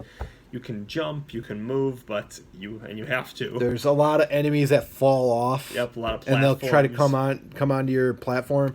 I recommend using Donkey Kong for this level because Diddy has to. It's tougher for him to take out certain enemies. Yeah, So Donkey Kong. Yeah, Donkey's a little better bet. for this one. Not a terribly difficult level, but still challenging because it's a new concept that they threw in. New so. concept, and if you like you said, if you have Donkey at the helm, you're gonna fare better than you are with Diddy just because of some of those tough enemies. Correct. That Diddy has trouble taking out as cleanly as Donkey does, and especially when things are dropping onto your moving platform, which is not a giant platform. Right. You have to be able to react quickly, and Correct. Donkey can just roll right into him and take him down. Right. So, yes, I would agree with you on that one. Trick Track Trek is, again, a new concept, but not too bad overall. Then we go to Elevator Antics. Oh, this level is a pain in the butt. This may be one of my most hated stages in the game. There's a lot of enemies. Yes. And you go down these elevator type platforms and they make you do some very awkward jumps. Right. They make you wait for a long time to go down at the very last second, and you have to hope that elevator's coming up as your elevator's going down. Right. And there's areas where they like to add like the zingers in there too. Yes. So it's just Zingers on ropes. As a long level, frustrating. it's hard. I don't think there's a save point up to this point. I'm trying to remember, but I don't think so either. I think it's after you beat this level that you get the save point. Yeah. So it might be a good idea to get more lives before you go to Creme Croc, but Elevator Antics gave me a lot of trouble. Gave me a ton of trouble. Yeah. First time playing, and it's still a tough level. I know when I beat it. Yeah. Even to this day, when I beat it, it's a nice sigh of relief. It's runner up for hardest level in the game. I think It's frustrating. Yep. Yeah. The next stage then takes us to Poison Pond, which is again another water stage. Yes. Just as a side note, I find that I don't know what it is about the water stage in this game, but like their music always makes me makes me feel relaxed in the stage. Yeah. It's just beautiful atmospheric music that I enjoy quite a bit. But it's just kind of funny to me. But anyways, this stage is just like your other water stages initially. Of course, the water is all like bright green because it's all toxic. It's all toxic water. Yep. And it seems intimidating, but it's really not that bad of a level, actually. It isn't. I was surprised too. I was thinking getting there, especially after the last water level. I'm like, okay, Here we go again. Yep. The fourth and final one. But I have to say, it wasn't too bad. And again, on guards hanging out, so I think in a couple different spots. So track him down, and he will make your swimming a little bit better too. Yep. Again, nothing too huge to say. Just a lot of enemies that you've seen before already. So look for patterns. Look for the way that the way that the fish and the obstacles go, and just react accordingly. Don't rush yourself, because just like in every stage of the game, there is no time limit. Correct. So better to make it safe and not have to worry about losing your precious end guard. Correct. Yeah. Then we go to Minecart Madness, which we haven't had a minecart stage in quite some time. I don't believe since the beginning second stage of Monkey Mines. Yes, second stage of Monkey Mines. So if you remember them, you will be getting ready for some Minecart Madness. Yes. This takes it up a notch. This is definitely tougher than the first minecart stage because you don't jump with the minecart now. You jump without it. Yeah. So you kind of have to really time it, and there's a lot of enemies and a lot of different enemies in minecarts that come at you, and you really have to time everything perfectly, and they throw a ton at you. They do. You're up, down, you're all around. There's stuff on your sides that you're seeing. But it's a fun level, though. It is a very fun level. Not even when you die, it's still fun just to go on like a roller coaster style ride. Exactly. So, yep. And there's a lot of different things like where you think, oh, I should jump over here, but maybe I shouldn't. Yes. And then when you try to jump, you fall, and you realize, oh, I missed something. So it's a stage that that rewards you for coming with a good amount of lives, but also being willing to like explore different areas of it to find all the secrets. Yes, to try different things, and maybe I shouldn't jump at this point just to see what happens and kind of stuff. Because Yep, that's one of the fun things about this stage, game. hard is though. that, Yep. Yeah, is the way you can stumble onto different things. Yep. The next stage, and one of my least favorite stages, is Blackout Basement. And it's not even that like that the part of the lights going on and off is so hard. It's just that it starts to give me a headache after a while. It hurts my eyes. Well, I think the toughest part of this stage is once you get past the lights going on and off, is trying to jump from these standalone barrels in the middle of the air. Yes. And you don't know what holds it up, by the way, but something does. Yes, Kongs don't ask questions. Yes, right? exactly. But when the lights go off, you have to try to, my suggestion to everyone for this stage, take your time. Don't try to rush through it, because this is a stage where you really need to take your time on. And it's not super, super difficult. I wouldn't say it's harder than Elevator Antics, but just the concept of the lights going out and then the jumping on standalone barrels. Exactly. You almost have to get into a rhythm of this in the stage with the lights, and after you've played it enough times, you'll start to be able to know what's coming up without the lights. Yep. In between, you'll know what's coming up, and remembering where enemies are coming. But it's like on and off every second. Yeah. So the toughest part is at the end with the standalone barrels. It's just, and then these have the fires coming from it. Where the fires come up like in one, and then slow, and then one again. The patterns change up. That's what's really gonna. It's a tough level. It is, yeah. Yeah, it's a tough level. I'm not gonna lie. But you get your revenge after this stage, because not only did you deal with all those annoying drums, you get to fight the boss of Kremkrok Industries Incorporated, also known as the very flattering name Dumb Drum. So this is a strange boss, because you don't really fight the boss itself. You fight everything that it spits out of it. Yep. So it goes in a different pattern of spitting out I believe two critters at first you get. And then you have to wait, because he tries to land on top of the drum itself. Yes. And each time you defeat some of its enemies, it'll try to go faster and drop down more times. Correct. So I know I remember at the end it's the armadillo guys. What was in between? You got the you face critters, the clap tramps. I think you fight the snakes, the slippas. Yep, you got slippas, the clumps, and then and then the armadillos at the last. Yep, armadillos are last. So they just take them out in pairs. Again, Correct. It's nice if you have Donkey Kong, because he can take out the clumps by jumping on them, but you can just roll through them too. Yep. And once you've dodged them the last time, the drum just dies. Yes. The toughest part is when the armadillos get released from the boss Dumb Drum. They don't come down straight down like no, they go like in a sideways motion. That always seems to get me, but he's not hard at all. I mean, especially what you just went through with all the stages, not hard at all. So. Yeah, exactly.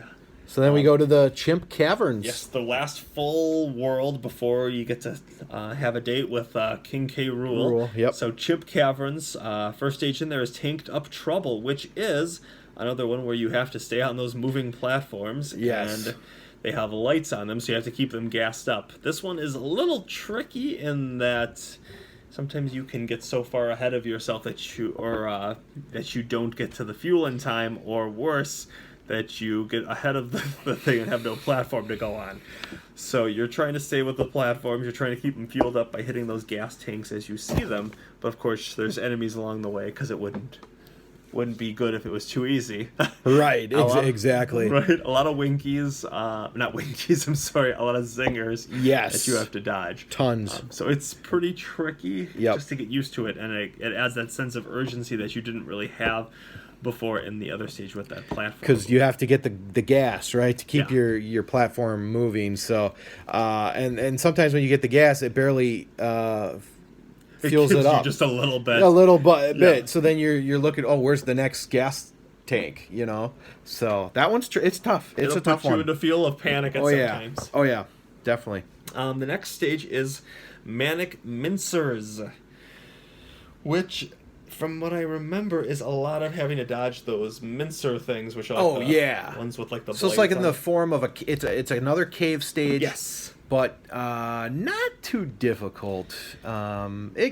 There's parts. Yeah, But- you don't have to worry about fighting enemies as much. Right. At this point, you kind of know the cave stage. Yeah, But it's a lot of dodging, and I believe I don't remember where, but I believe there is a Rambi in this level too. There might be. Yes. Which we hadn't seen like frequently for a while. So Right. it's nice that he comes back and gives us an encore. So Yes. basically, just avoid those mincers and get used to the timing of it, and Correct.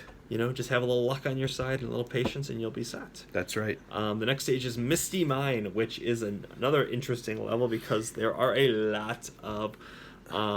lot of mist, which is kind of a new and the mini concept. boss or the mini dumb drums that release a lot which of enemies. spit out enemies left and right. Yep. And the timing can throw you off. So. Yes, and this is where you get the jumping clap traps too. I Yes. believe. So And those guys are jerks. yeah, I they will are. not lie. Oh yeah. And then what you have to do, what you can do, I should say, is barrels you can use to destroy the drums that shoot out enemies. Yes, and you'll need to do that to get some to the hidden secrets in this level. Yes. For some of them. Yep. Yeah. So Yep. that's the stage. The stage can be a little gimmicky at times because of that, but just get into a good flow, good rhythm, and I think you'll get through it. It might take a few tries. Probably will take a few tries. Yeah. But yeah. But it's not Definitely. too bad. It's just again different and more constant stream of enemies than you're probably used to from other stages. Then you take it to Loopy Lights. Loopy Lights. Yeah, Loopy Lights is pretty difficult. This is where all the clap traps are jumping. This is where the clap traps are Yeah, jumping. because right at the Okay. beginning, I You're right. remember, and I'm like, oh, that's fine, I'll just jump on them, and then they meet me halfway in the sky, and my character falls down dead. So, This is similar to Stop and Go Station, but without the rock crocs, I believe. I don't think there's any rock crocs. there are not in Yeah. the stage, which is surprising. When I saw the stage before, I thought, oh, sure, I'm going to end up seeing these guys, but no, Yeah. you're correct, you don't. This stage is pretty tough because they make you jump pretty fast Yes. during certain points because you don't want to be in the dark with anything. So Yeah. so you kind of have to go through certain parts pretty quickly. Right. So It's a lot of trying to avoid, but at the same time, just once you get a feel and get into a good rhythm, you'll get through it. Just will probably take a few tries. And then the next stage, the very last true stage of the game before you get to have a showdown with King K. Rool, is Platform Perils. This stage is another interesting one because there's a lot of platforms that you have to follow. There is some. I'm trying to remember some of the aspects of it, but there is a couple different areas where you have to basically hit the crushers with. yeah, and with your barrels. they're the super crushers that you can't kill anywhere else without. You gotta the barrel barrels. them, yeah. Because if you So- try not to, you will die. if you miss the barrels, you're screwed essentially because you have to jump on these platforms to advance to the next part. Which is why I usually would switch to Donkey Kong. Diddy is fine, but I felt like with Donkey's overhead, it was easier for me to hit the crushers. And they were usually I could throw it from further away so that I could throw it, get ready for my jump while the barrel's smashing down the crusher guy, Right. and giving me a little more room to work with. Again, it's a lot of jumping also from platform to platform. Hence the name Platform Perils. Right. So you're just trying to keep going and getting Right. past all the tough spots there.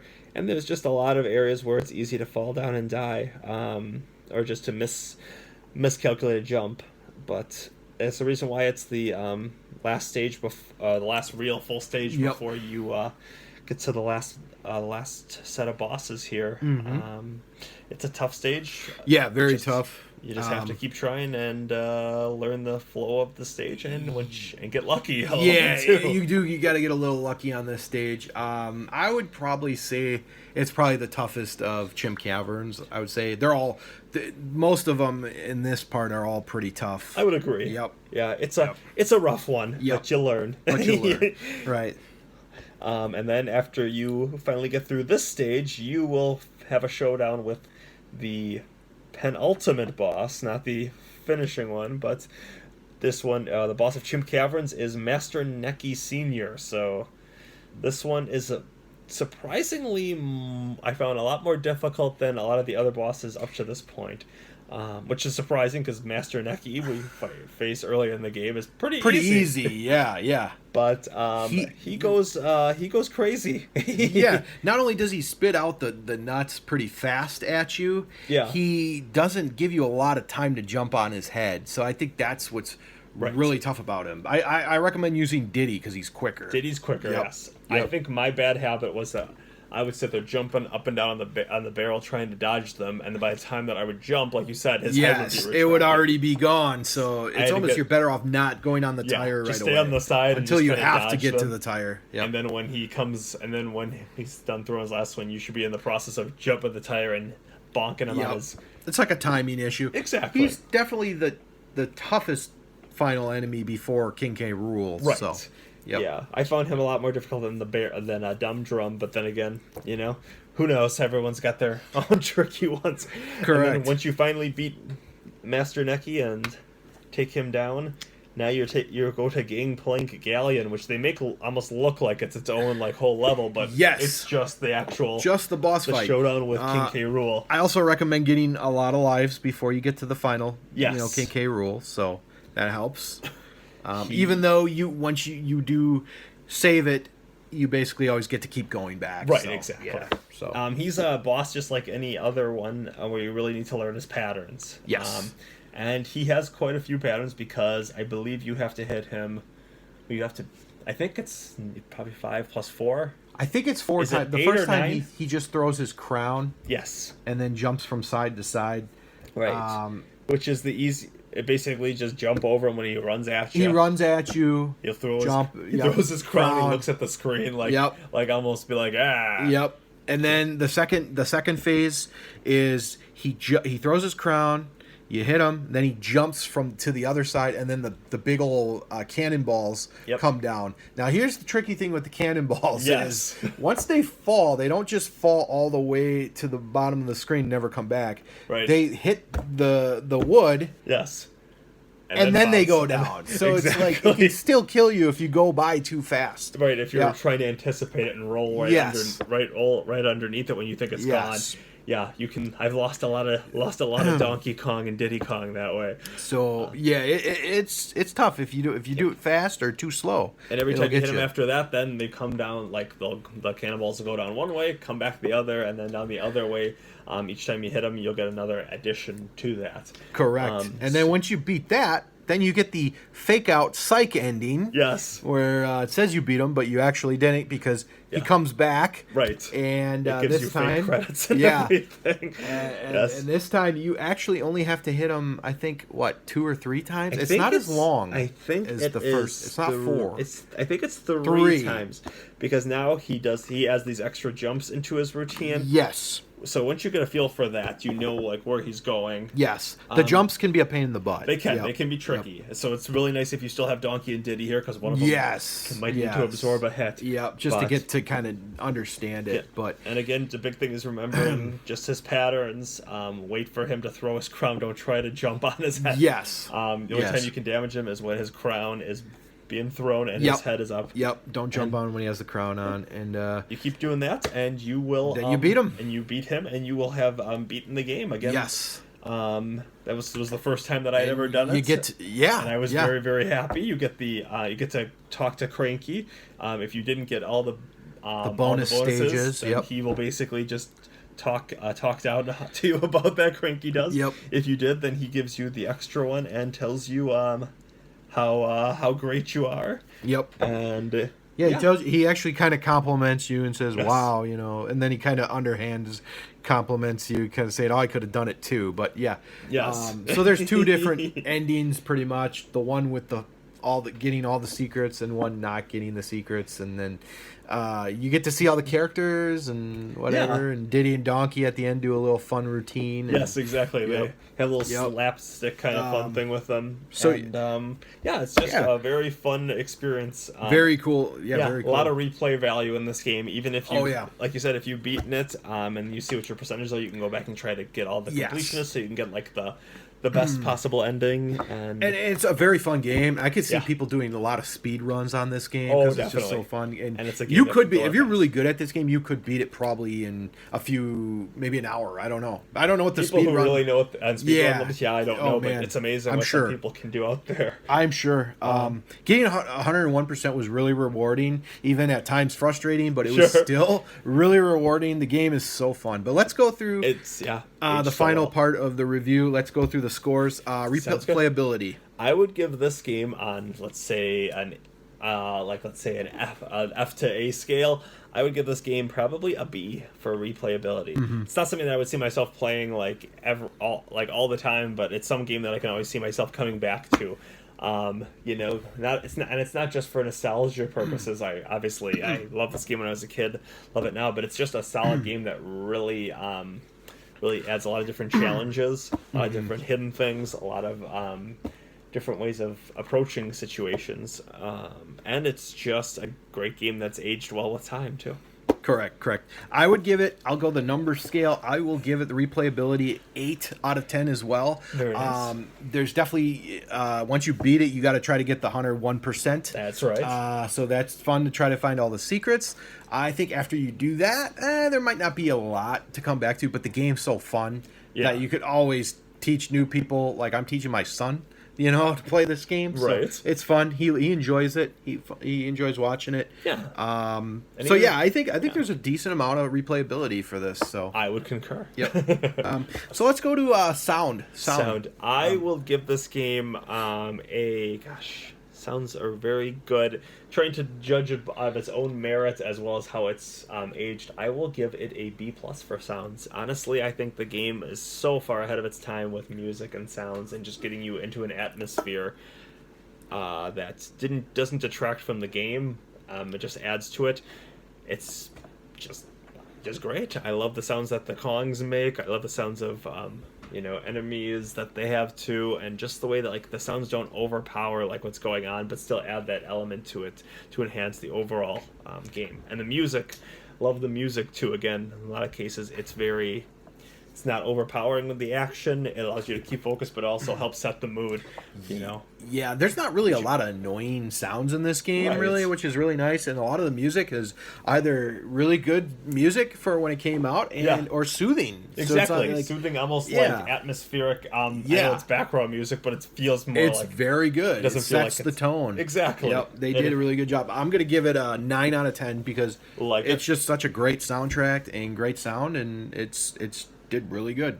Yes. So let's go graphics. Graphics, again, it's a game that was so far ahead of its time graphic wise. Looking at it kind of from that perspective, I would have to give it a 9 out of 10 for graphics. Again, I'm looking at it based on itself and what was out at that time and how well I think that the graphics have aged as well.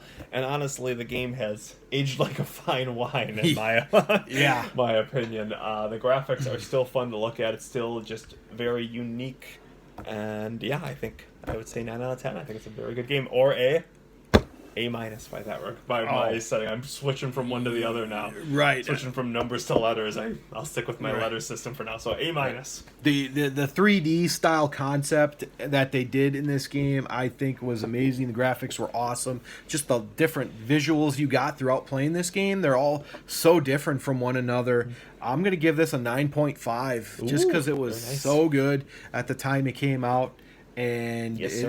it's great. The graphics just a phenomenal job at the character models. Everything they did with the graphics was really good. Let's go to difficulty. Difficulty. Well, I have to say this game is rewarding, but it is very difficult at times, especially if you're trying to get all of the bonuses and don't know a lot of the secrets. So I would have to say this game it gets, again, just like any game, it gets easier the more you play it, the more you understand it, the more you get comfortable with the controls. I would give this game, as far as difficulty, probably a 8.5. It's still a game that challenges me, even when I start to feel comfortable. I still get challenged with it, but I think it's a game that has a really good mix, and it's very rewarding when you finally can beat one of those stages that you've been just sitting on there, thinking, "Okay, how the heck am I going to do this?" And it's a game where I don't feel like there's a lot of unfair deaths, if that makes sense. I feel like there's a lot that you learn from, get better from, and know what's going on. At the moment, you might be like, "Oh, that's bull crap," but Right. when you play through, you understand like the sequence of it better and understand what happened and how to avoid it in the future. So Right. yes, I would say an 8.5 as far as difficulty goes, or going back to my other scale, I would give it a B for difficulty. Alrighty. Having played, Mega Man last review, I think this game is difficult as some of those levels are in this game, and they can be very difficult. Yeah. I think it's less difficult than Mega Man. I would Even agree. though Mega Man's a shorter game per se, Yeah.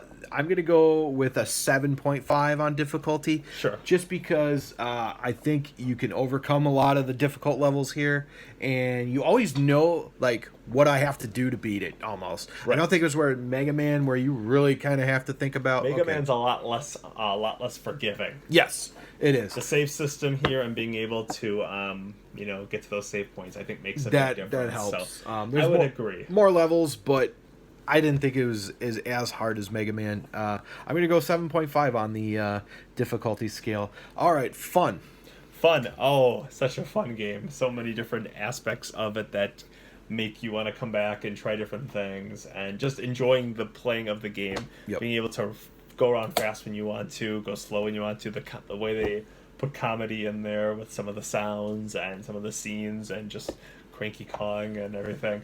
I'm gonna have to say, as far as games go for fun, I'm gonna give this an 8.5. I really enjoyed it a lot, so I'm gonna give it a big old B. For me, for fun, this game is super fun. Obviously, it was put on the Super Nintendo for a reason. That's Super right. Nintendo Classic for a reason. That's right again. It's one of the greatest hits of Super Nintendo. I think it's one of the best games on Super Nintendo. For fun, I'm gonna go 9 out of 10. Very I don't nice. think you can, It's hard to just improve. think, right. Yeah. It's an awesome game. Overall score for Donkey Kong I'm gonna say Country. my overall score would probably be a. I'm gonna give it a B plus. It's a game that I like a lot, and every time I go back to play it, I think I'm gonna be like, I'm probably gonna get bored with it, but then it draws me back in again. From all the different elements of it, bring it together, I'd say a B plus. It's a game that always delivers, and although it can be difficult and sometimes and frustrating, it's also very rewarding, very fun, and just great soundtrack. It's a very unique experience, especially at this time, for a platforming game. So, yeah, I would give it a very strong B plus, and have to say, had a great time going back and playing through all this again, Yes, and yes. actually beating it. Yes, that's right. And you beat it for the first time. That's right. Last week. So, yeah, overall, this game was phenomenal, groundbreaking. When it first came out, it was unbelievable. Changed the platform game and added so many different cool elements to it. Ones that you wouldn't thought were possible before it. So, Yeah. I'm gonna say that overall this game is a 9.5 for me. Very 10 nice. out of 10. It almost could be a 10 out of 10 for me, but 9.5. It's just so good, and I may give a 10 out of 10 for its predecessor, because the next game, Donkey Kong Country 2, even raised the bar for that. Took it up a notch. Took it up a notch, and Well, I look forward to finding out, yeah, since I've but- never really played much of that one. yeah, Donkey Kong Country, though, I'm going to give 9.5. Just a phenomenal game, groundbreaking. Just loved every bit of it, and it was just a great game for the Super Nintendo. So, Yeah, I hear that. yeah. So that was our review Yes. of this edition of the Retro Review Crew of Donkey Kong Country. That's right, my friend. So, like we said before, hit the subscribe button. Yes. Make sure you check us out more. We got more stuff write coming down the comments, pipeline. questions that you might have on either Mega Man or Donkey Kong Country. Yes, we'll if be you need happy help, to- we can answer. And coming up, we're still working on Quest 64. Yes, it's a work in progress. But yes, it is it coming. we will get the review for that. And then another game that we're going to be working on soon, we're going to be reviewing Super Mario Kart. Yes, another Super Nintendo classic. Yes. Which is also on the Super Nintendo. A little classic. different bit of a genre change. Yes. But, Donkey Kong Jr. shows up in this one. Yes. Yes. In his festive onesie or whatever he wears. Yes, But, exactly. So it's going to be one of those, that one or Quest 64 that we're going to do next. But then the other one will follow that one, yeah. Yep. So, all right. Yeah. We hope you enjoyed this episode of the Retro Review Very Crew. much. Thank you guys for tuning in, as Yes. always. I'm Matt. I'm Travis, and we are the Retro Review Crew. Later. See ya.